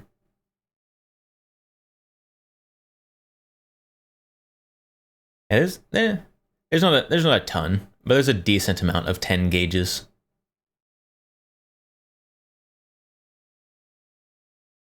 They're around.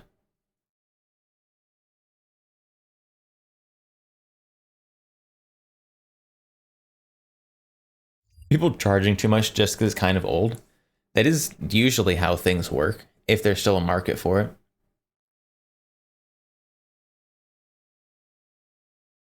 Pump action 10 gauges exist. Very rare. Yeah, I've seen a few. Like in person and handled them. They are rare though.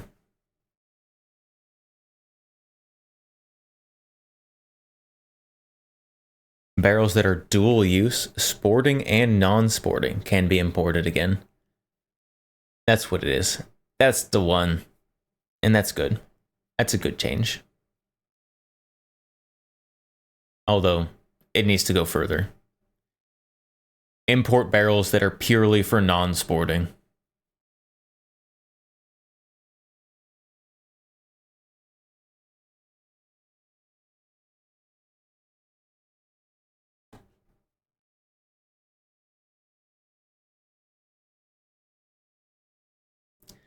Jealous? Jealous of what? You jealous of my 12 gauge G3?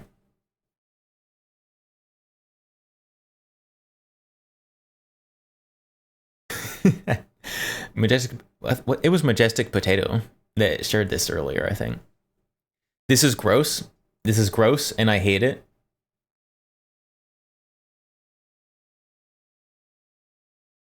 Although if you showed up to the skeet shooting range with this, you definitely would turn some heads.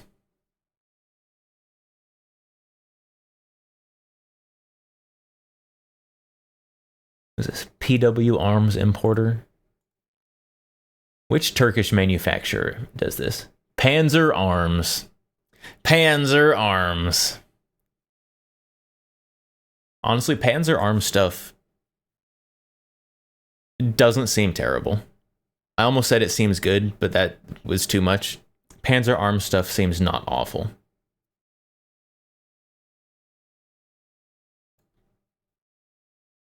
Think we'll get a 12 gauge FAL after the 12 gauge AUG? Yes. Yes, I do.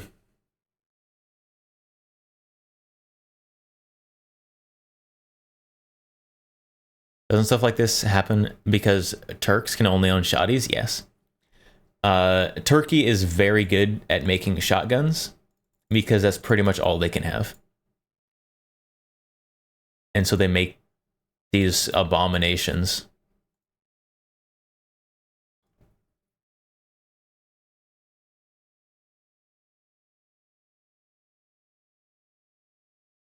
Those turned heads might be telling you to leave though, but it's a shotgun. You can shoot skeet with this. How long's the barrel? Okay, 18.5-inch barrel. So you're not going to be shooting skeet particularly well with this. But you still could.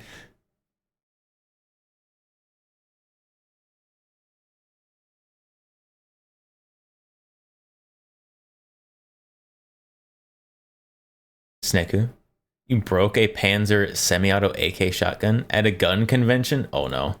You break it, you buy it.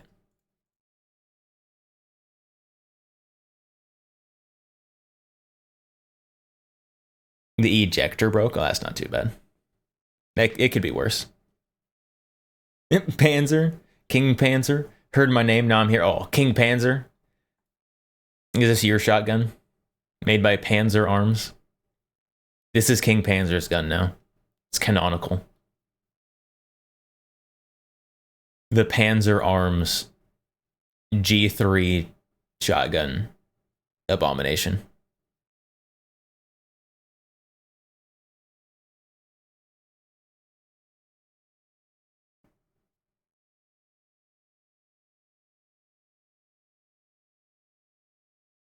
If it were roller delay, that'd be cool.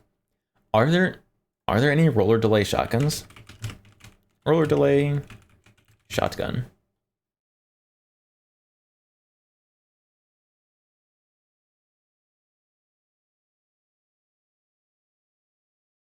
I have gotten no shotguns. I searched roller delay shotgun and I got how does it work? Roller delay blowback. Roller delay versus roller delay. Direct blowback versus roller delay. Strybog SP9A1 versus the SP9A3.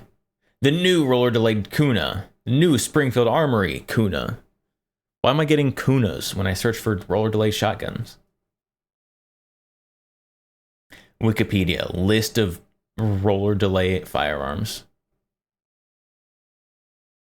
Oh. It's just delayed blowback firearms.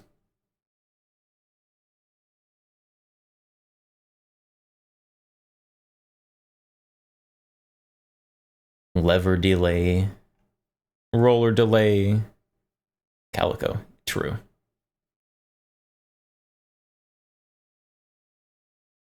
Specifically the Calico M960. Which, if I remember correctly, is their factory SBR version. Interesting one to have that model specifically.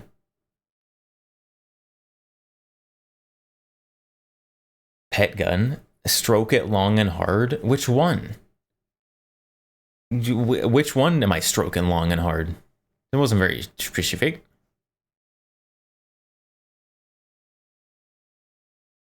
Massachusetts guns are sad. New England in general. It's true. It's true, and it is very sad.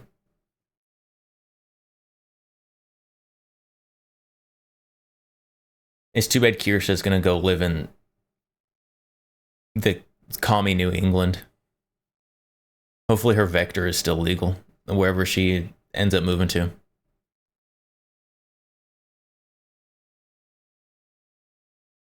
If her Vector is not still legal, I would happily buy it off of her.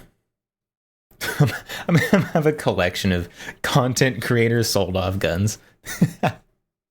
I've got to start the demo ranch gun.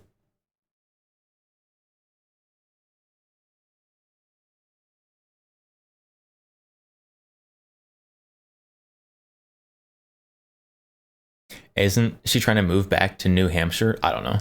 I'm gonna be honest, I have not been following where she's moving super closely because I don't care a ton. I like Kirsha's content. It's cool. I definitely don't agree with her on everything. And I like her yapping about houses. Like when she goes on like a TISM rant about like old style houses or something. It's cool. But I don't know where she's moving to. Somewhere northeast-ish. I don't know where though.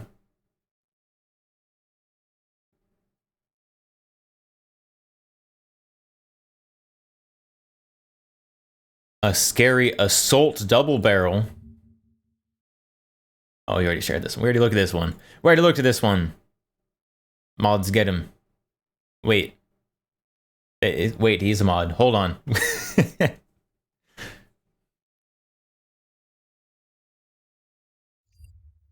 That one's a short barrel shotgun, though. So that one is too scary. Not allowed.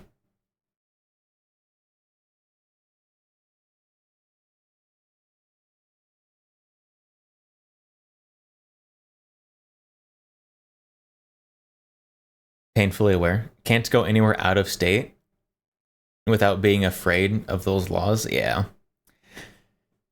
Okay, this is not legal advice, but I'm pretty sure there's a clause, like if you're traveling through a state,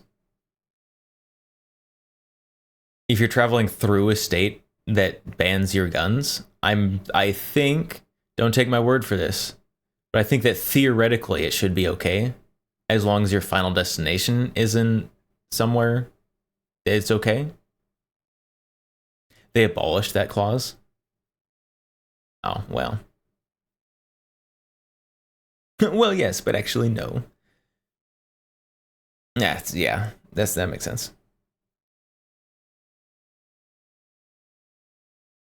Massachusetts, well, they have to. If it's a federal law, that's what the supremacy clause is. They can't just ignore federal law if federal law says that they have to let someone through. And I mean, let's be honest. Like, unless you get pulled over and searched for some reason, who's gonna know? Who's gonna know? Just don't be smoking weed while you're traveling, and you'll be fine. Don't speed. Follow traffic laws. Be sure your registration's up to date. They have no probable cause. Federal law, yes. In practice, there are a couple states that ignore it. Have fun in court. That probably would be a super good court case for one of the big pro-gun organizations to pick up. You could be the next GOA headliner case. As long as your facts are really good.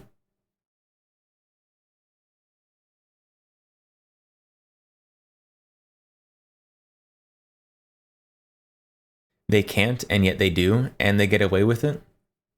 Sounds like someone needs to sue them over that.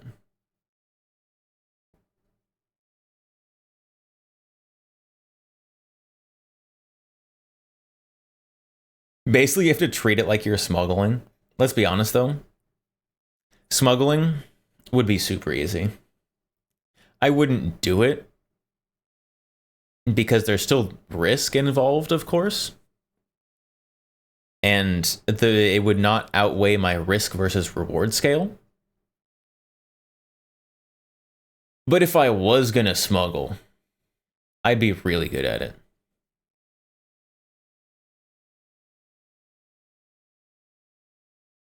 Like, literally, like, all you have to do to run a good smuggling operation is just, like, not break other laws in the process. And you're good. Like if you're smuggling drugs or guns or whatever else you might be smuggling, just, like, don't break other laws. Like, that's why criminals get caught all the time smuggling. It's because they're like, yeah, I'm a smuggle, and I'm also going to go twice the speed limit because I'm so cool. And they're not. They're stupid.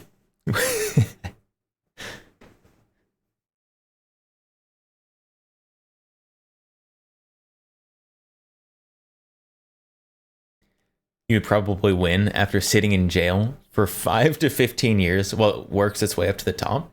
You could post bail. Probably.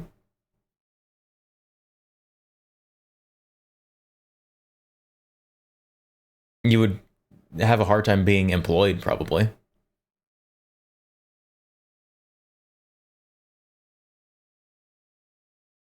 It's not difficult. Don't get caught. Yeah.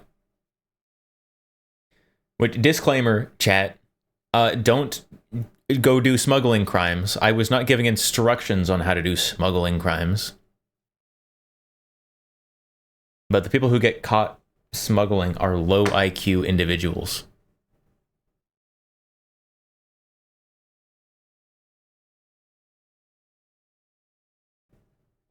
If it's not that difficult to smuggle full auto FALs and HPs out from Canada. Canada has full auto FALs? What? Where?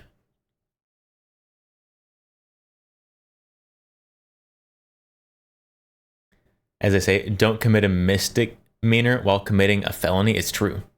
And don't do tax evasion either. If you're going to be a big criminal, file your taxes on all the criminal money you make. Because government doesn't really care what you do as long as you pay your taxes.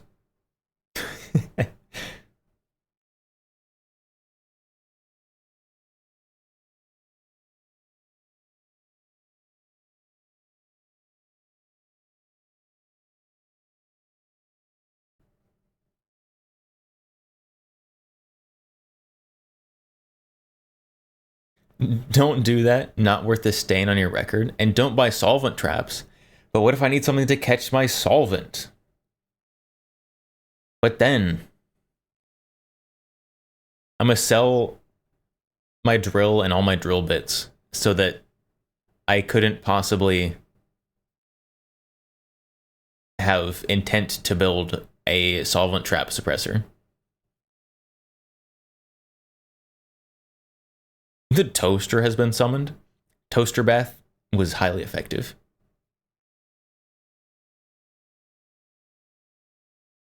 And then buy one. If the Hearing Protection Act is passed, I will buy an 80% suppressor in the form of a solvent trap. I also will make a balls suppressor and put it on a Glock. And then you can have Glock and balls. Because I promised I would, and now I'm stuck with that because when I said that, I didn't have a whole lot of confidence it was going to happen. And now it's looking like there's a real possibility.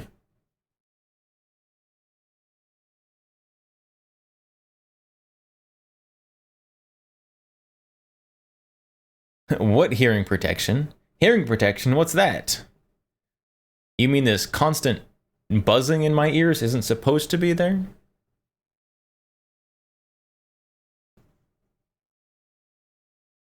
Just tinnitus max. We're tinnitus maxing.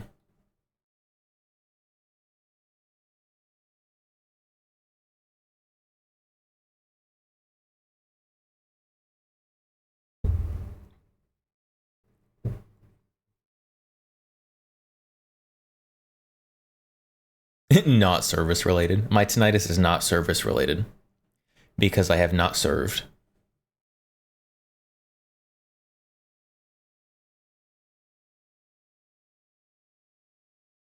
South. I work way too long with locomotives. I guess I need hearing protection. If I'm like using loud power tools, I'll use hearing protection. Like if I'm like running the table saw or something else particularly loud, that's just what came to mind. Then I'll just grab my hearing protection that I use for shooting, throw it on. I'm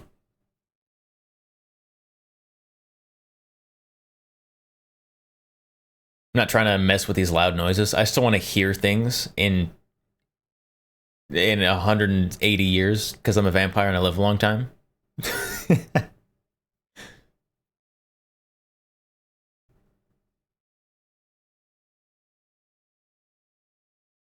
South. You can see me standing next to a locomotive with its horn blaring, and I'm fine. See, you say you're fine, but what I'm picturing is you standing right in front of like a train horn with blood coming out of your ears, and you saying you're fine. And I don't believe you.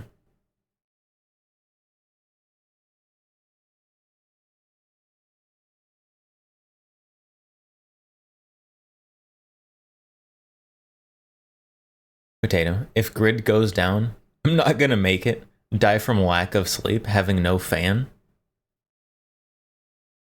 If the grid goes down, I mean, it'd be okay. That'd be all right. That's the best thing. Best case scenario for future. The grid goes down. Just all of it.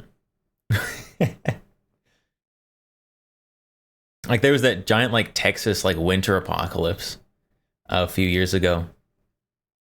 And I was without power for a few days. And oh, it was so nice. So nice. I still have to go to work. But other than that, it was so nice. Winter. There was like 4 inches of ice on the ground. I don't care where you are. 4 inches of just ice on the ground is awful. A couple inches of ice is way worse than like a foot of snow.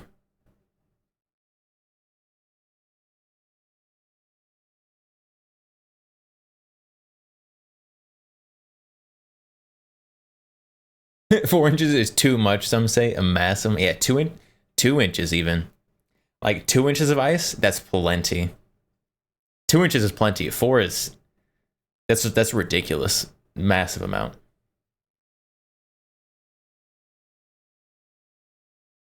As discount Canadian, snow is having snow on the ground is different from having ice on the ground.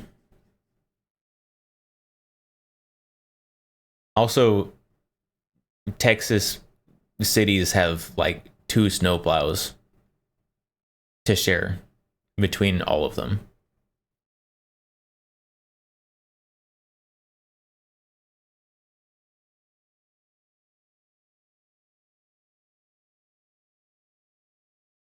Need sand and salt.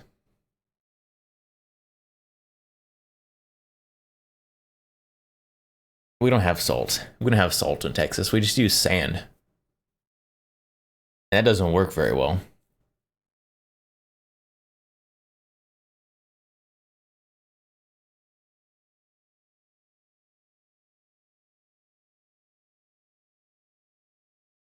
Got stranded in my driveway because of sudden ice storm.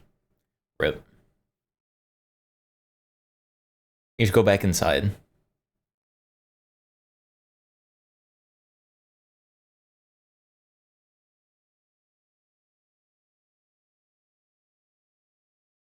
Ugh.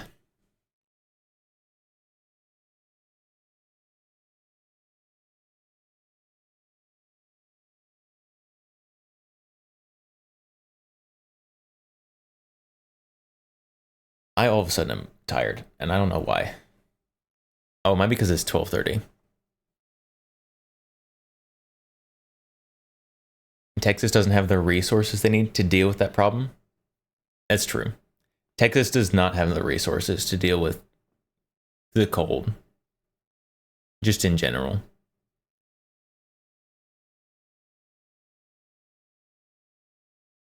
Just a potato. Is it -11? Had to drive looking through a combat slip? It could be worse. It could be worse. Could have been -12.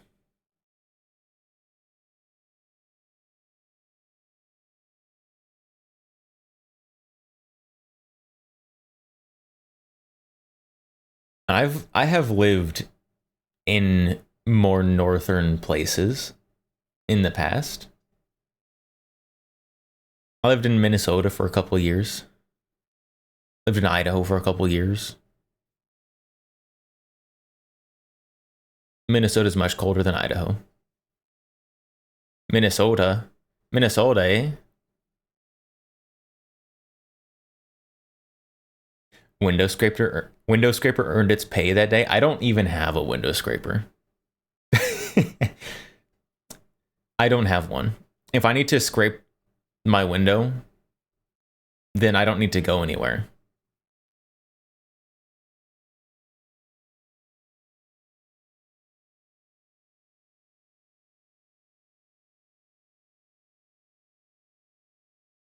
Probably don't need one. If I need a window scraper, then anywhere that I might need to go isn't open.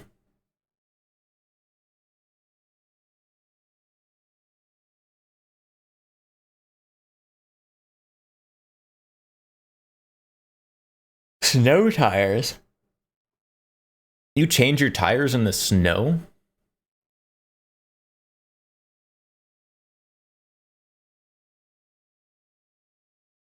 Do you have like a whole set of wheels? You just switch out your wheels? I've seen people put chains on tires.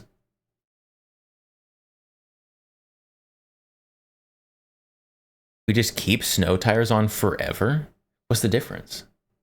How's a snow tire different from a regular tire? These are studded tires. No wonder the roads up north are so bad. You're driving on them with studded tires.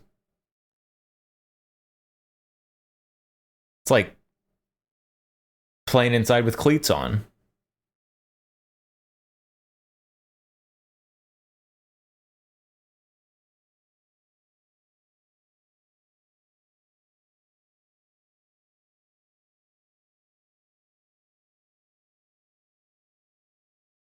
Just for my car. I have steel on my Locos.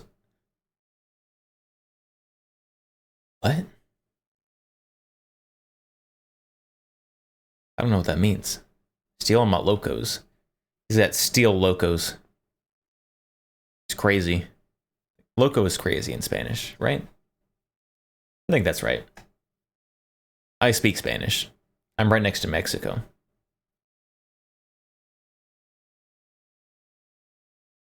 Talking about chains. Always steel chains.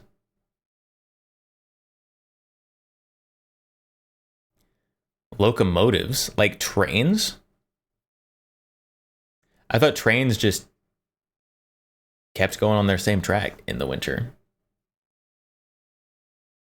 Trains are big enough and heavy enough to move snow and ice. And if they aren't, then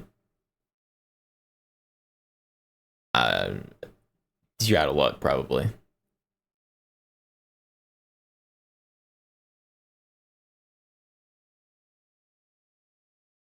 Studded tires are generally illegal to use on road during non-winter months. Chat, are you admitting to crimes? Are you admitting to crimes in my chat? Banned. Banned. Mods, deport them. They admitted to crimes. The crime of using winter tires in the summer. Deport them. It's over.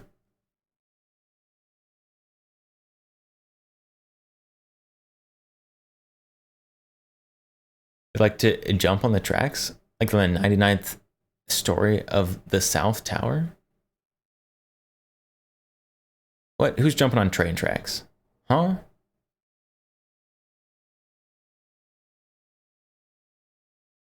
You take yours off? Mm-hmm. Mm-hmm. That's what they all say. Hold up. Wait a minute. Wait a minute. What are we waiting for? We're waiting for ICE to deport these winter tire users in the summer?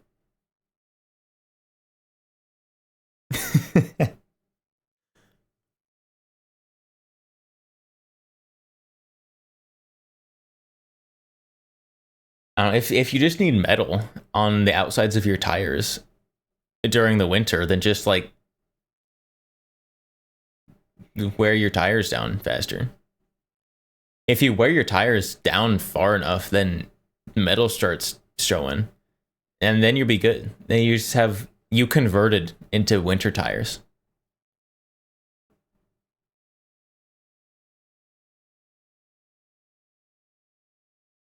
High rail trucks exist. I have no idea what a high rail truck is. High rail truck. Oh, it's literally a truck that is on train tracks, like a pickup truck or some other kind of. Why?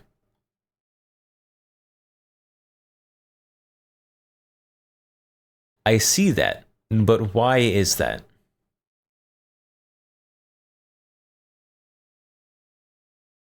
Not the BATFA. Just saying, studded tires are not a major contributor to bad road conditions. They're expensive and you don't want to drive them on pavement anyways.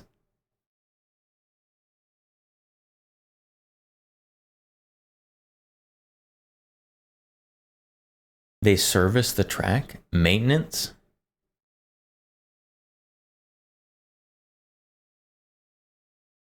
It looks so strange. It's so weird.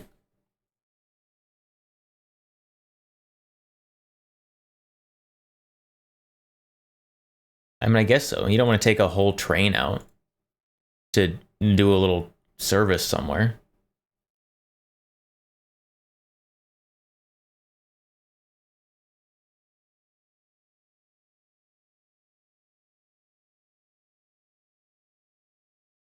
Interesting.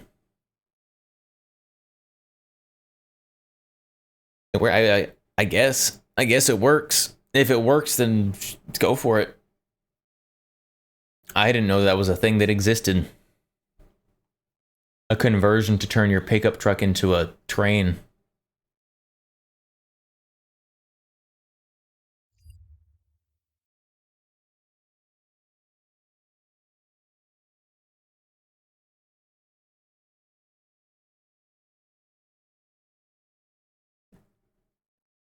Ford F-250. I wonder if you've got traintism, right? Then do you want one of those trucks? Like, you don't have any use for it, right? But do you still want one? Anyone with traintism here, chat? Can you tell me?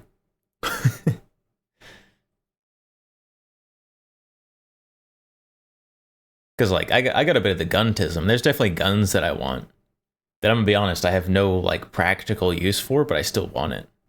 And that kind of feels like the same kind of logic for a choo-choo truck.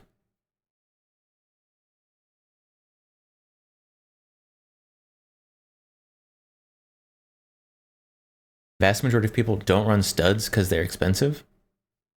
Almost double the price, and that's a deal. I mean, you can get cheap tires for like 80, 90 bucks. I feel like 160s not like breaking the bank if they're actually good.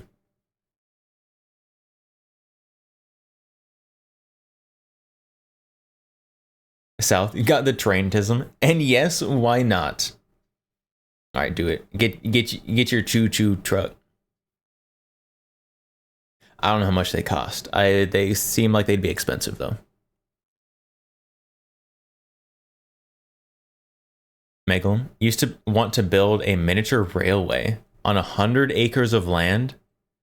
Then I realized it would be more expensive to buy that much land than it would to build the railway. Buying land is wildly expensive. I dropped my fidgety thing. I had to get it.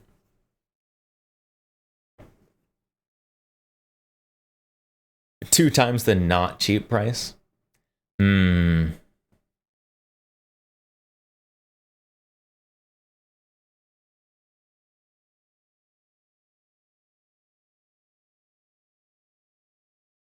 Potato. I like trains, but I couldn't tell you anything about different models like I can with guns. I like trains as much as, like, ooh, that's a train. That's kind of cool. Okay, move on. That's the extent of how much I like trains. Trains are kind of neat. It'd be cool to ride on some of the cooler trains, like one of those like bullet trains, Shinkansen in Japan. That'd be cool.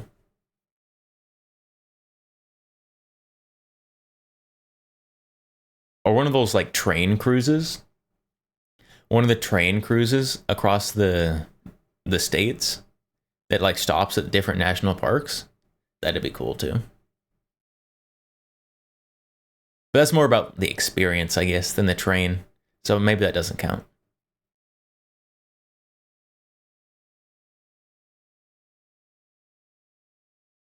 Megalum. If I could do it, I'd get the choo-choo truck. Do it. Do it. Why couldn't you do it? Besides, like, price, probably.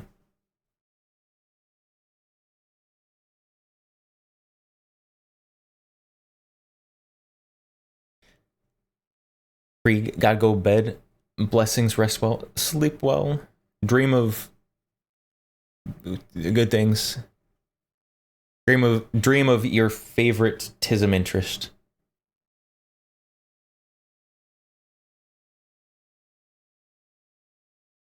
Then do it, Oogie. Oogie, buy a new car.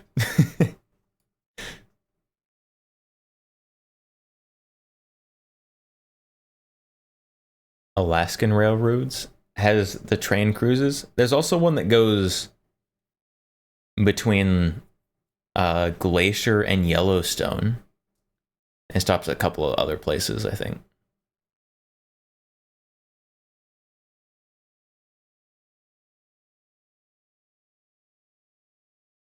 Tristan, spend more time on trains in other countries than I have here. I also may have spent more time on trains in other countries, and I haven't spent a lot of time on trains in other countries. There's not many trains, or not many passenger trains specifically, in Texas. Unless you're like in like the downtown of a city, maybe. Then you probably have a little bit more public transportation. But unless you are literally downtown, not really.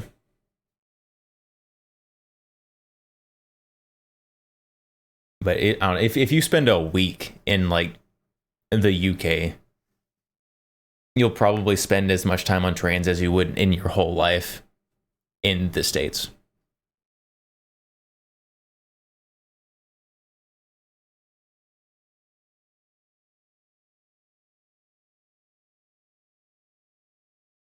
Is a YouTube channel.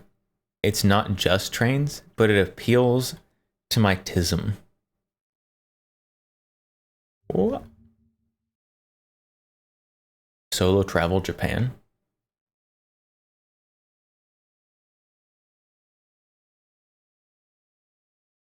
That's a lot of cool looking travel rooms. And I really like the YouTubers who do like the travel across Japan kind of stuff. Like Sea Dog VA used to do quite a bit of that. I don't know what he's doing now. I kind of stopped watching him, I'll be honest. But Sea Dog VA Connor used to do a lot of the like traveling across Japan and doing all this weird, quirky Japanese stuff, and I thought that was cool.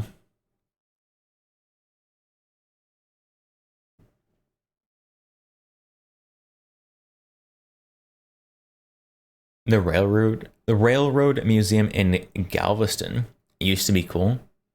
They had a massive HO scale layout. HO scale? What is HO scale?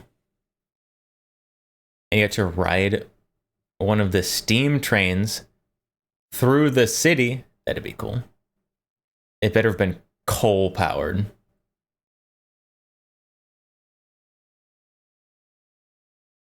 South, kind of public transportation activist a bit. I think public transportation is cool when, and this is an important part, when the infrastructure exists for it. And I think in a lot of the states, everything is so wildly spread out that it's not practical to make public transportation viable enough to be worth it.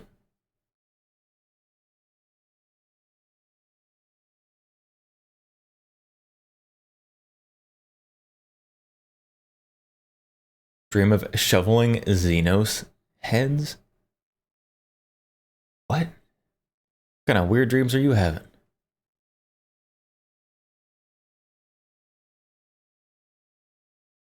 It was more abroad in Japan things. I think he still travels a bunch. Yeah, I know of abroad in Japan. He's cool.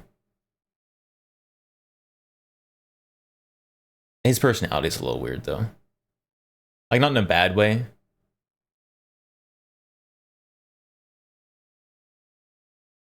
I don't know. I don't know.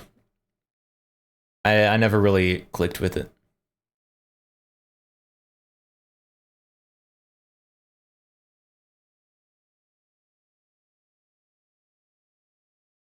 This channel is better because you don't have to listen to a Welshman. But the Welsh language, though, the Welsh language sounds so cool. The Welsh language sounds like you're having a stroke. That's what Welsh sounds like. Welsh language.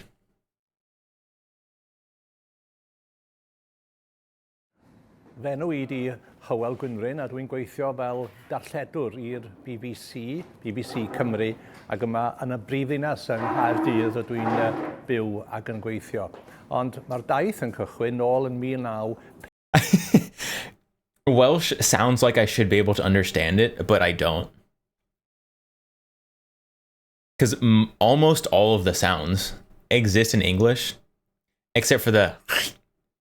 They have like a sound in there that doesn't exist in English. But other than that, like all the sounds are like the same as they are in English. They're in the wrong order and they don't say anything.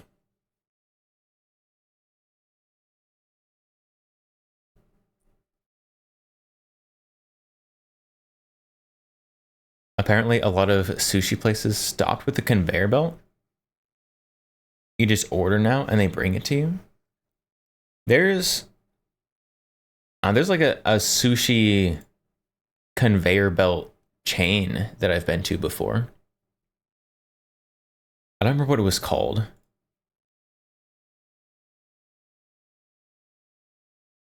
It's two letters. Two Japanese letters, I should say. Which would be 4 English letters. I don't remember what it is, though.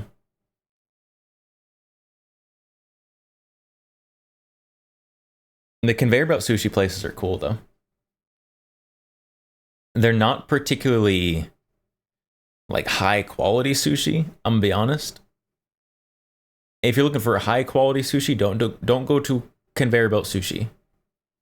But it's fun. It's fun. You go for the experience.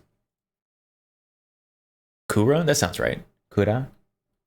That sounds correct. Look up the long Welsh town. Pedwar dau dyna pryd ces i ngeni. Yn Llangefni, Sir Fôn, Ynys Fechan ydi Sir Fôn, oddi ar arfordir Gogledd Cymru.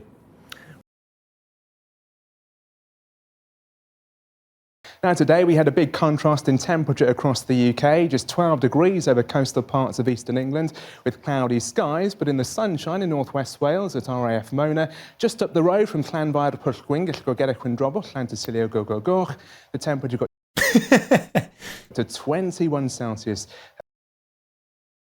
At RAF Mona, just up the road from Llanfair Pwllgwyn, Gellgorgera Cwndrobwll, Llantysilio Gogogoch, the temperature. You know this guy. This guy practiced this town name and asked them specifically to put it up for the weather report. I am 100% certain that there's another town close to this that's easier to say that he could have referenced instead.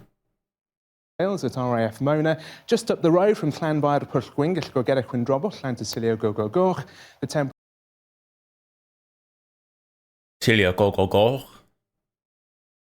I could learn to say this. Silio Gogogoch. There we go. That's like the last fifth of it.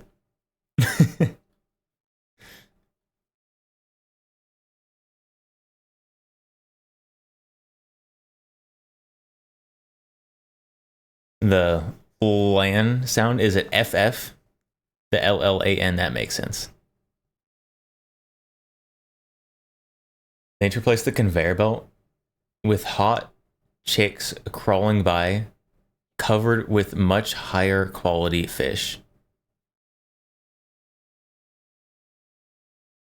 Mods. What on earth did I just read?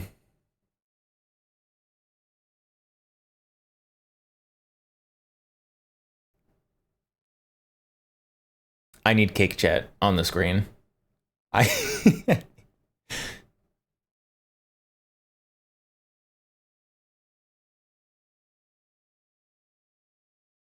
Replace the conveyor belts with hot chicks crawling by covered in higher quality fish.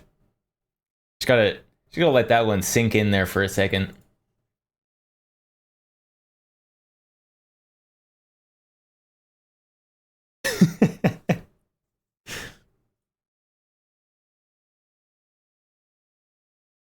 Are you okay?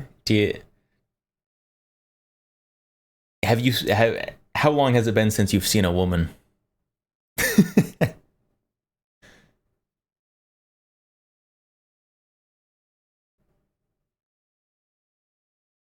Let that statement marinate. We let it marinate. Too long? Let it marinate too long? Nah, it's just long enough. Just long enough.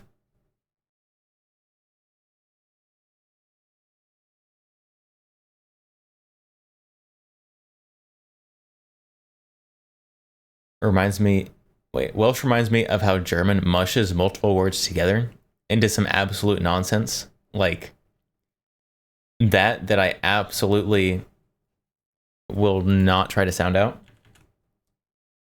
Translate.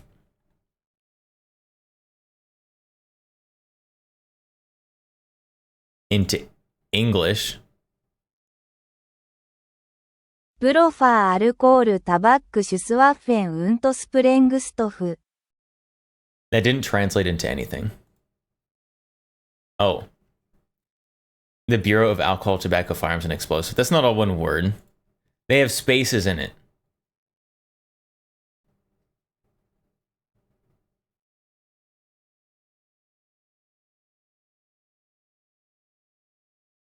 Woman? Is that a locomotive model? I've never heard of this Woman train.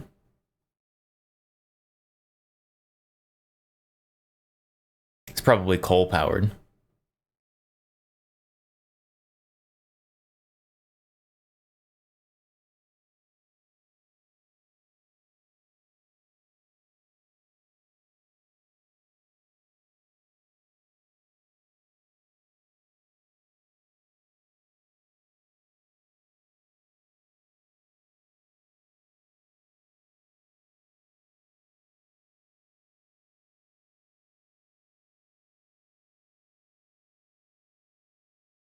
That was certainly a thing that could... What was certainly a thing that could be said?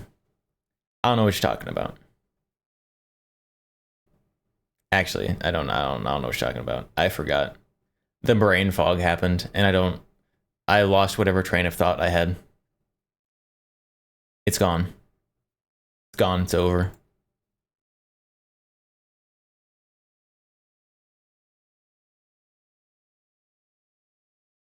King Panzer put something cool in the general chat? What, in Discord? Do I dare? Is that a TikTok? Oh no, it's a YouTube. It just has the TikTok hashtags in it. A double.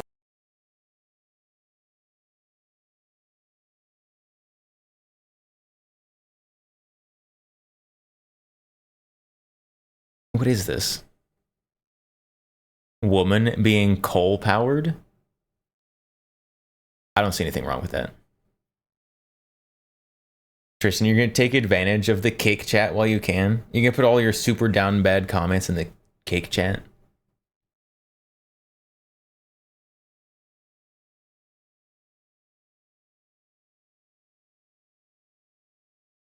Alright, what is this? Someone's lawn. A double weed eater or a double cutter on that new one is an option, because man, this little weed eater does such a good job on this stuff. Doxed. Where is he? Any pro geoguessers in chat? Where is he? Where does he live? Put 2 on here extra wide, it'd be damned impressive.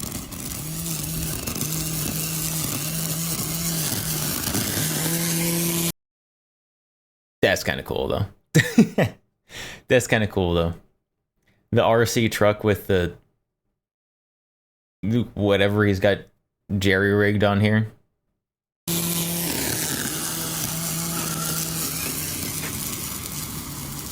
I am. That's kind of neat. That's kind of cool. Seth, I remember that Irish Gaelic has 80% silent consonants and vowels, and Finnish is just gone and perkele. I don't know what that means. Melbourne, Kentucky. We got him. Doxed. Doxed. Go find him. Go look for the guy mowing his lawn with a remote control car.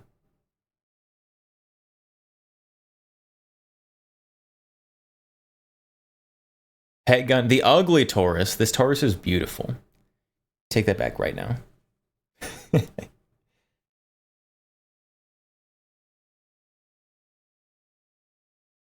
I would like to SBR this.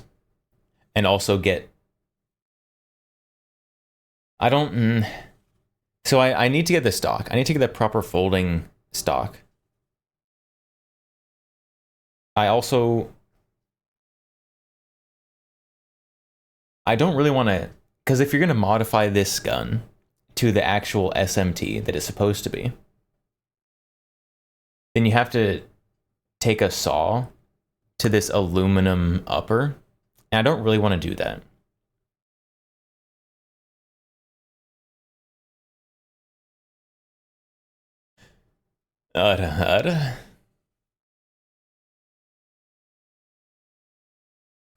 New Boston and Boston, Texas. Of course, it's a Boston in Texas.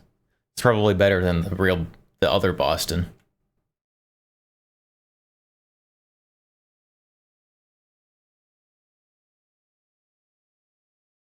Yeah, PCC is fine, minus that magwell grip and stock.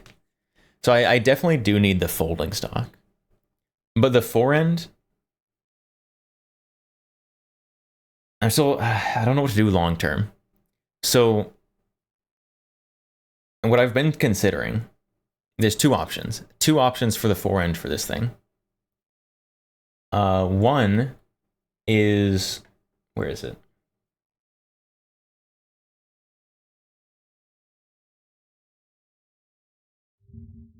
There is a attachment for this gun that is only sold in Brazil. That is this M-LOK forend for this gun,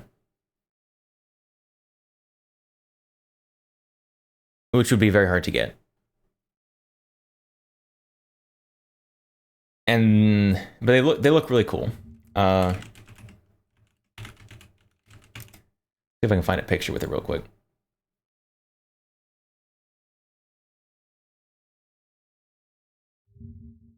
There's a two-tone one. There it is. There's a picture of one on a Taurus.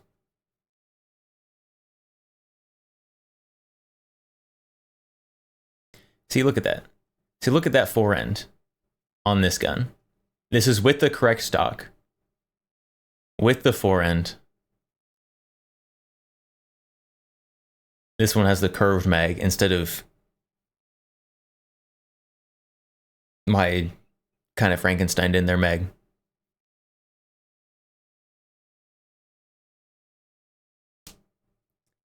HK slapped the Taurus, but it doesn't HK slap. It doesn't go up. It just stays back. Well, it locks back sometimes. There you go. Just like that, as it always does every time.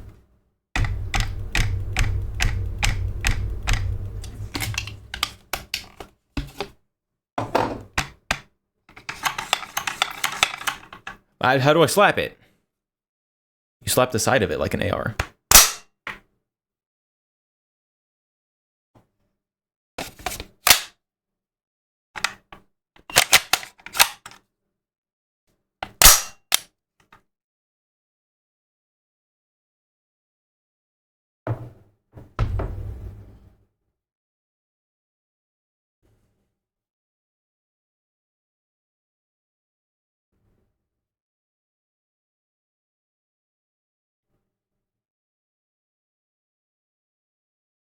If we get the NFA stuff through without shenanigans, you cut the Taurus on the stream.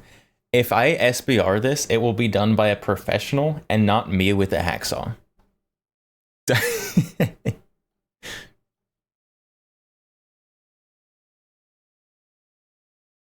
Since CT9 is Brazilian UMP, would this fit the barrel?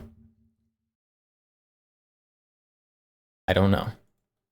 I don't know what the outside barrel difference is between the two. So yeah, so this is option one for the Taurus PCC. Is Brazilian tactical handguard. I'd have to get like Call Me Dick to like buy it and ship it to me, and then I'd pay him for it or something.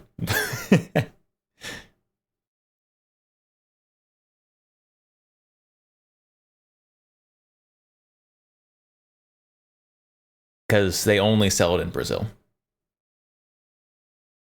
The other option, besides this, is to keep this handguard because it's longer than the SMT handguard. But it still is the profile. It's the correct profile, just longer. So the other option is to cut the barrel down to, I don't know, like here-ish, probably. And then put a suppressor in there and make Taurus SD because that'd be pretty neat. That'd be pretty cool.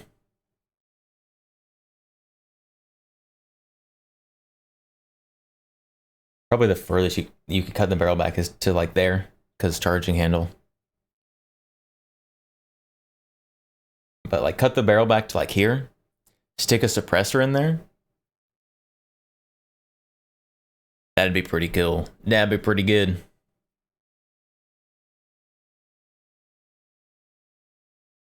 Can you do it with the charging handle? So you couldn't go past the charging handle.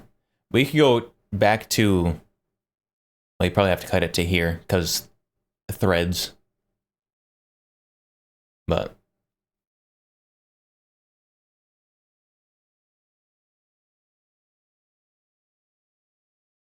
it's a California compliant. So it's not, I mean, it may be California compliant stock, but the stock on this is import compliant. So this gun is imported like this for the same reason that the HK-USC is imported with its horrible stock. Because import laws require it. Because then it's sporting use. Which is just the stupidest thing ever. It also came with little 10-round mags. Which I have somewhere. Here they are. Little 10-round mags. So, this mag is not the mag that comes with the gun. It's a little stiff.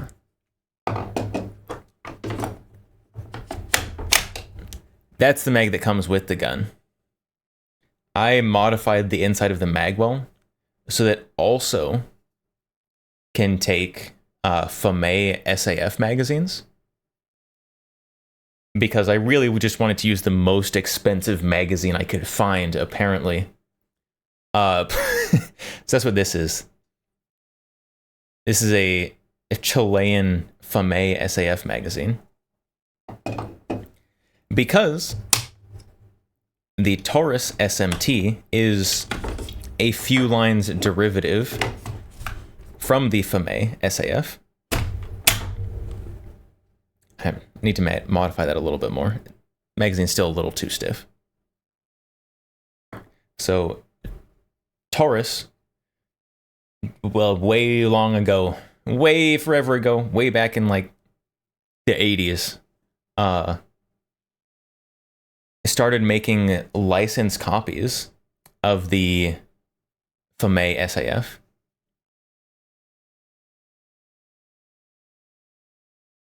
I don't remember what the model name was off the top of my head. Is it the CT9 or something like that? And so they made licensed copies of the FAME SAF.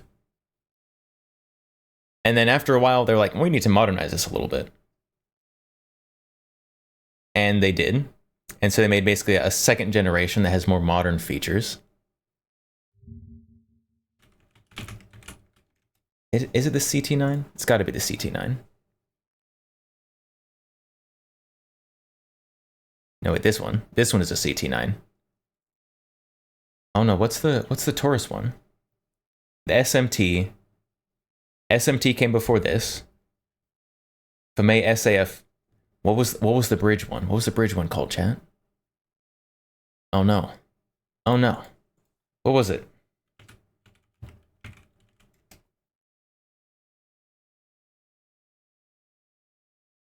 Does it feed with those? Yeah, so the top of the magazine is identical. So the followers are interchangeable between the magazines because these are meant to use the SAF pattern magazines. MT9. It's the MT9.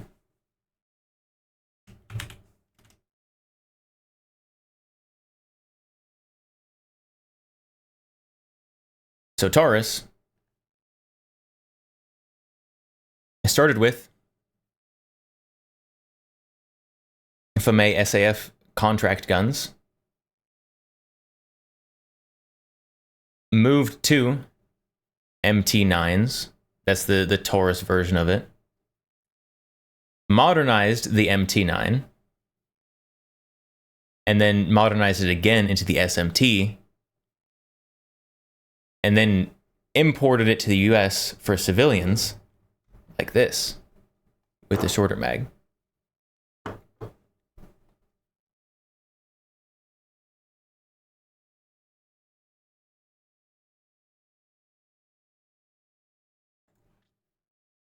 So this is these magazines. Oh, let me take this out. I need to modify the inside of the mag well a little bit. So these magazines are very similar. So we can look at them side by side here. So you can see they are identical in almost every way, except this one has ribbing. This one does not.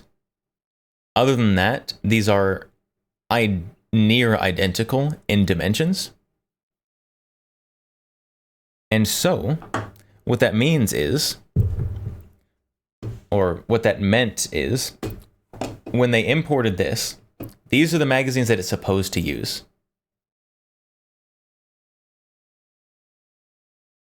Except to import as sporting use, they had to modify this gun so it could not take these. And they could only take these little baby 10-round magazines because import laws are stupid. And so they imported it with these. And the way they did that is they added ribbing and material inside here, inside the magwell, so that it can only take the flat side magazines. And so what I did is I went in with my high quality gunsmith tools, a Dremel, and just carved it out a little bit so that it can take both of them. And now I need more of these magazines, which is unfortunate because they're very expensive when you can find them. They're very expensive and very hard to find.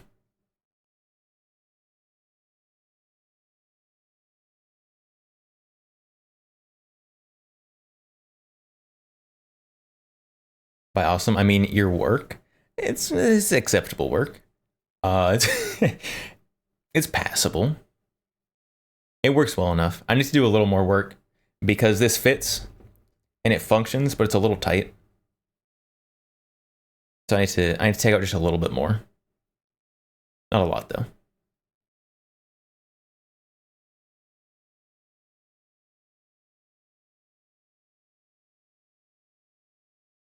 Yeah, so that's how this gun has gotten to this state. There are also people, you can, I have one easy and close to grab.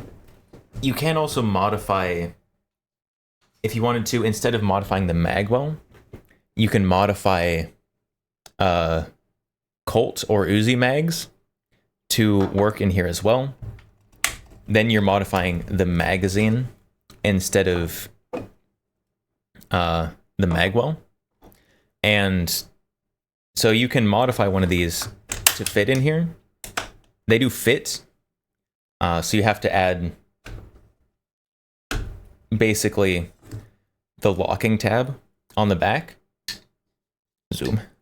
You have to add the locking tab on the back and it will function, but it will not have a last round bolt hold open like these do.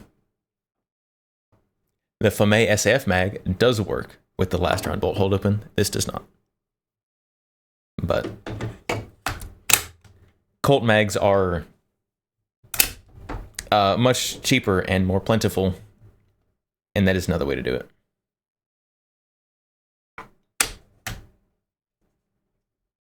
So chat, if you want one of these, then this is a much cheaper and easier way to get beyond the 10 round capacity of the mags that it comes with than the SAF mags.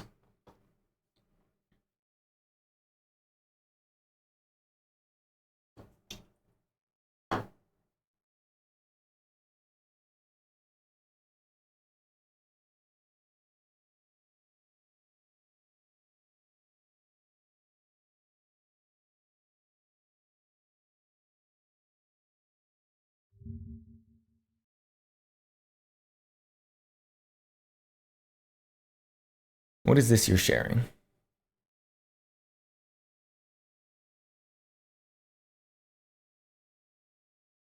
Tavor SAR battle bundle. Yo, actually? Yeah, actually? That seems like a really good deal. Tavor SAR ACOG. What light is that?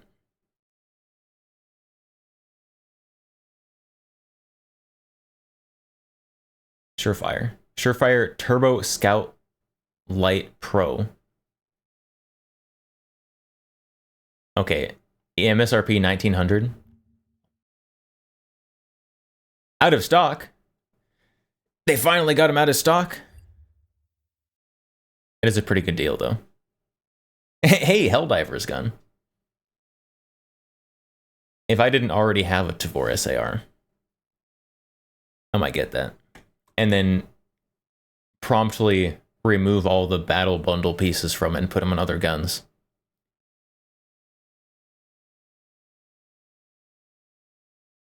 But still.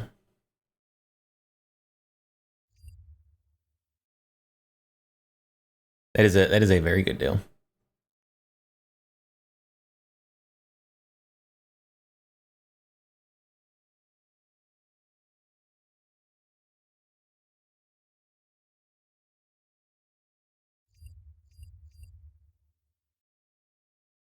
X-Count cannibalizes guns only when they come as bundles like that. Like I've bought used guns that like still have accessories or stuff on them, and then put some accessories on other things.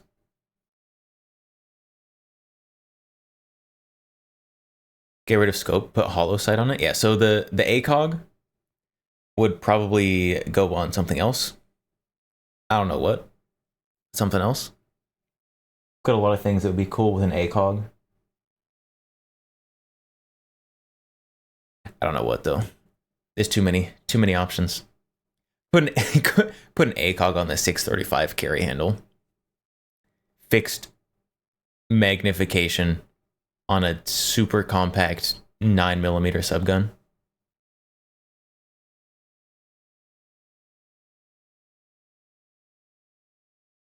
That would that might go hard in a super cursed way.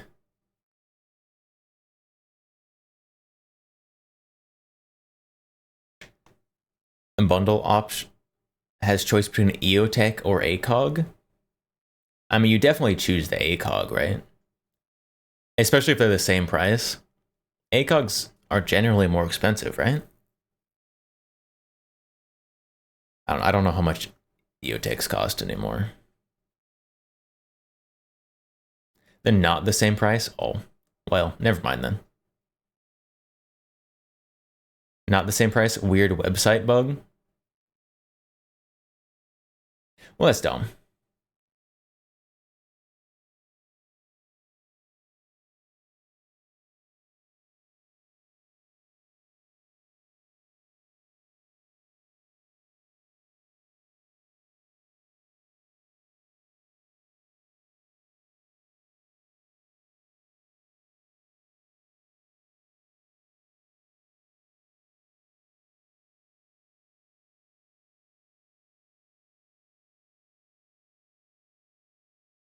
I do need an ACOG at some point. Just in general.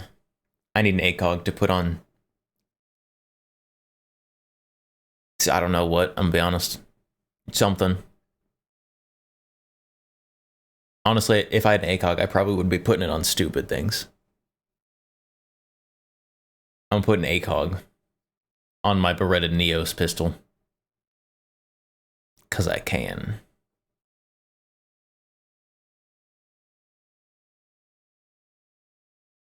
Megalum found TAR with 18 hours left on Gunbroker. Starting bid $8.99, no bids.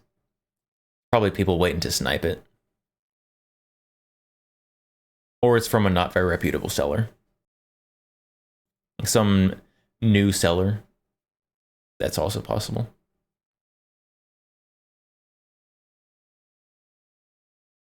Choose with or without suppressor, then the optic, and it'll show price. So you have to do the bottom. You have to do the bottom first. No. Then 1800.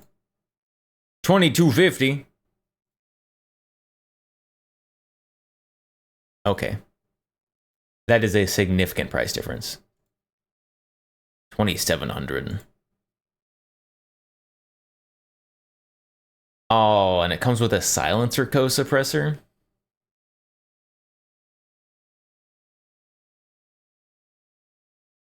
Gross. No, I don't want that.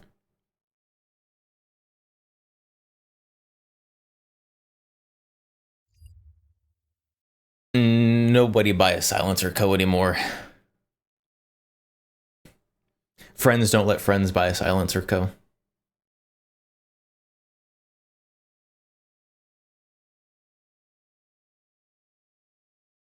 You don't have to bottom first.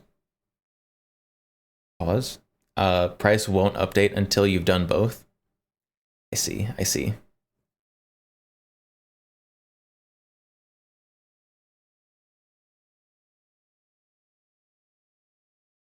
It still seems like a pretty good deal, though. Still seems like a pretty good deal.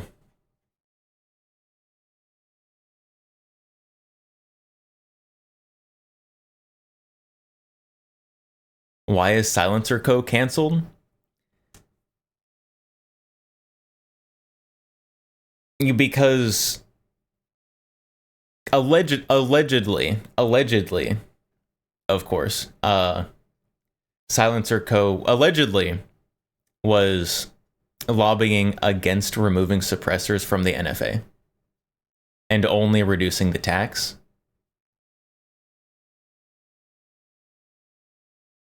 Allegedly.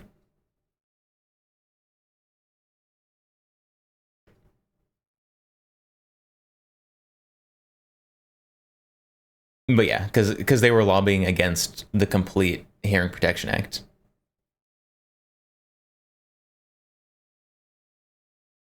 Wasn't that Silencer Central? Oh, you're right. That is Silencer Central. Yeah, that's Silencer Central.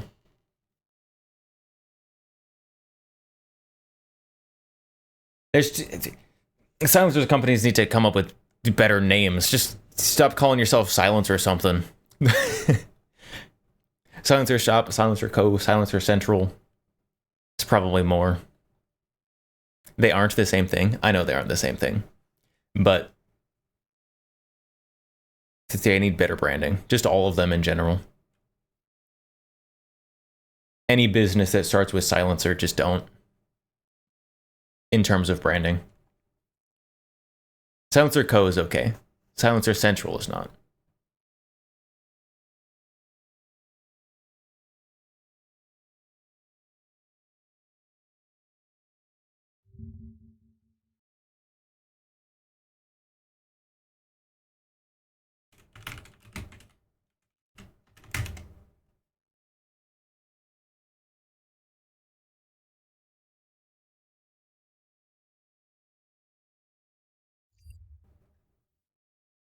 Confusing indeed. It is.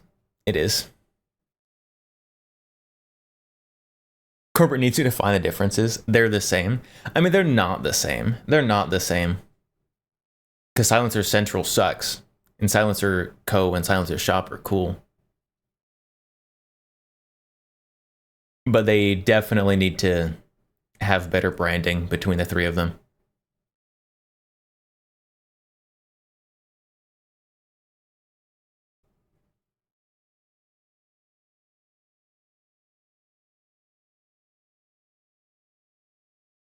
No, they're not actually. Stop ruining my joke. I will not. I will overanalyze your joke and make it not funny anymore. I can't help it.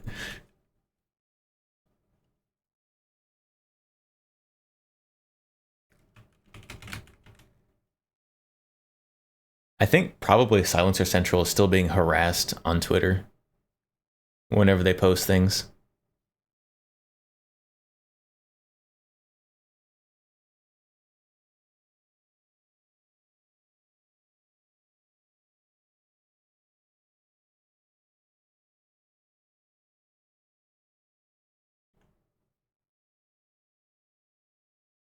Yeah. So Silencer Central is still they're still taking it a bit whenever they post things. It may be old school, but it's got legacy written all over it. Just like the legacy of NFA you're trying to keep.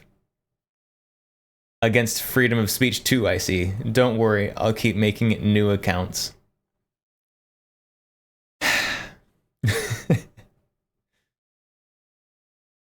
Silencer Central probably is not going to be recovering.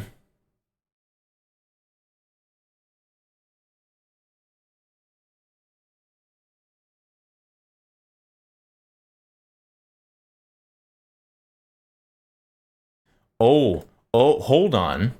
Hold on. Silencer Central post. Just generic ad for suppressor. They've got a few comments here. 2 not probable spam. Keep looking boots. Company, you're cooked. Hold on, let me scroll through the probable spam. Be sure there's nothing TOS violating there. Okay. Okay, we're okay. Why are you gay? You're toast.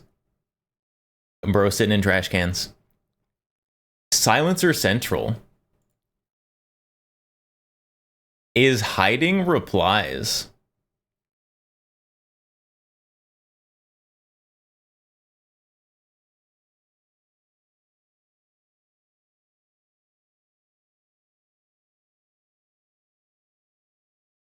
Silencer Central, what are you doing here, buddy?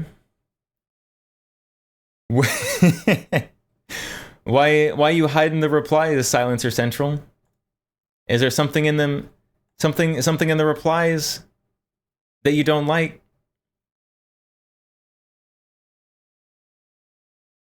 Why are you doing that?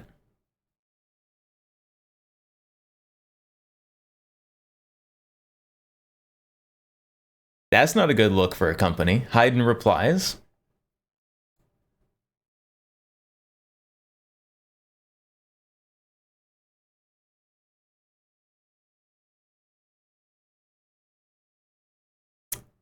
Well,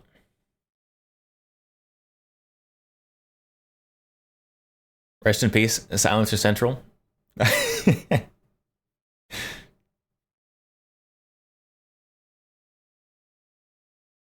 What about this other post? Oh my goodness. Oh my goodness. So this was... How old was this post? June 16th. Hidden replies.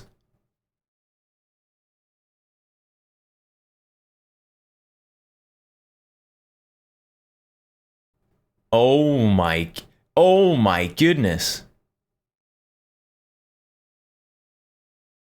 It just... What are you doing? Silencer Central, why are you hiding all these replies?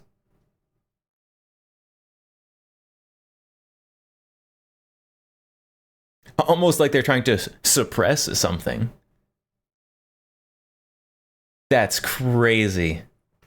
What are they doing? It's like they're actively trying to kill the rest of their business. That's wild.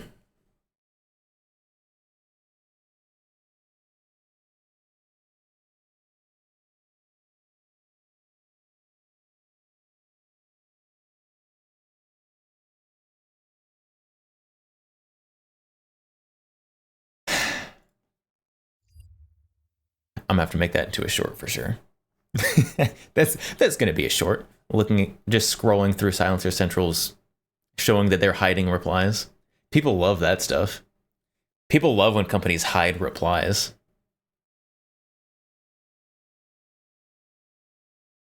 I remember Chris was hiding replies pretty recently, and people really liked that.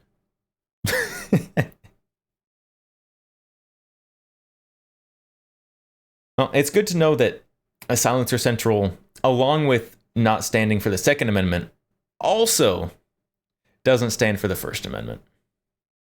It's good to know.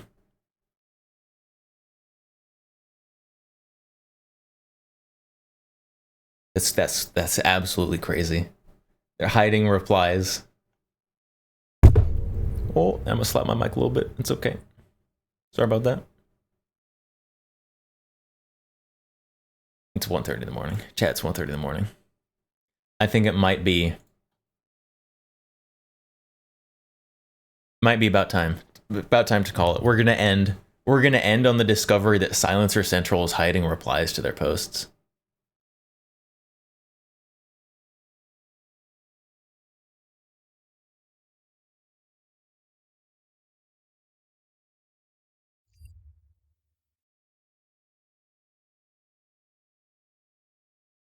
Raid Sheena? Is Sheena streaming? Oh, I've got we got Big Banner. You can see Big Banner. TwitchCon. Should I go to TwitchCon chat? I don't know when it is.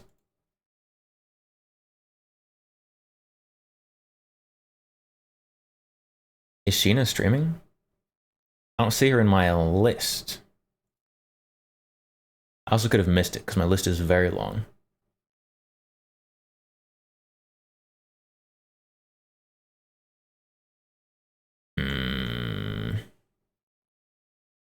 Did they have a ball pit at TwitchCon? Hopefully, because that went so well for them last time.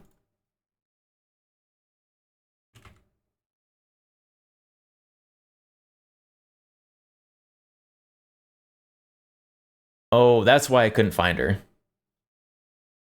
That's why I couldn't find her, because I always just look for Sheena. And she's got a whole other name on there as well. Okay, figured it out.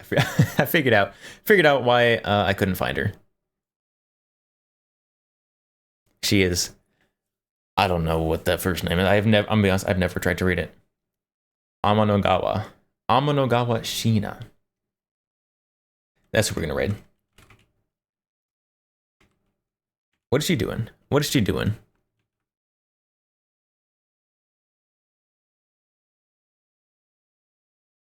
Perfect first grade graduation.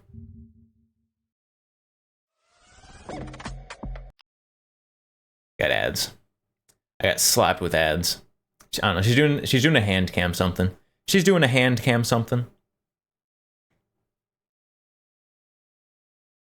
But we are going to raid Sheena. So.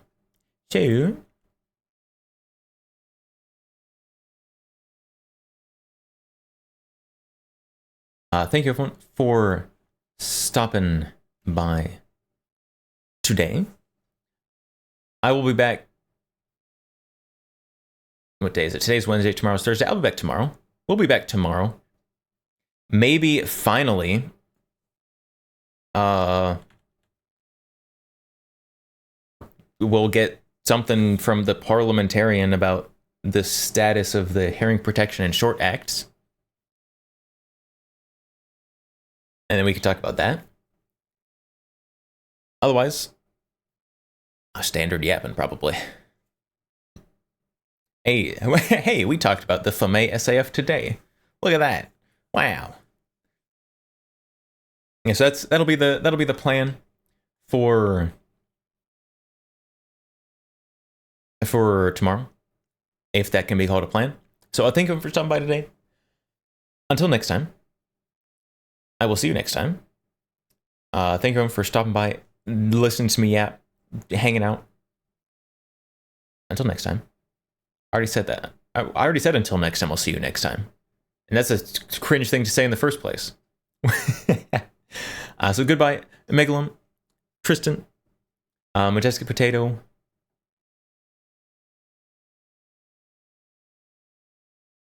King Panzer, Wolf Totem, anyone else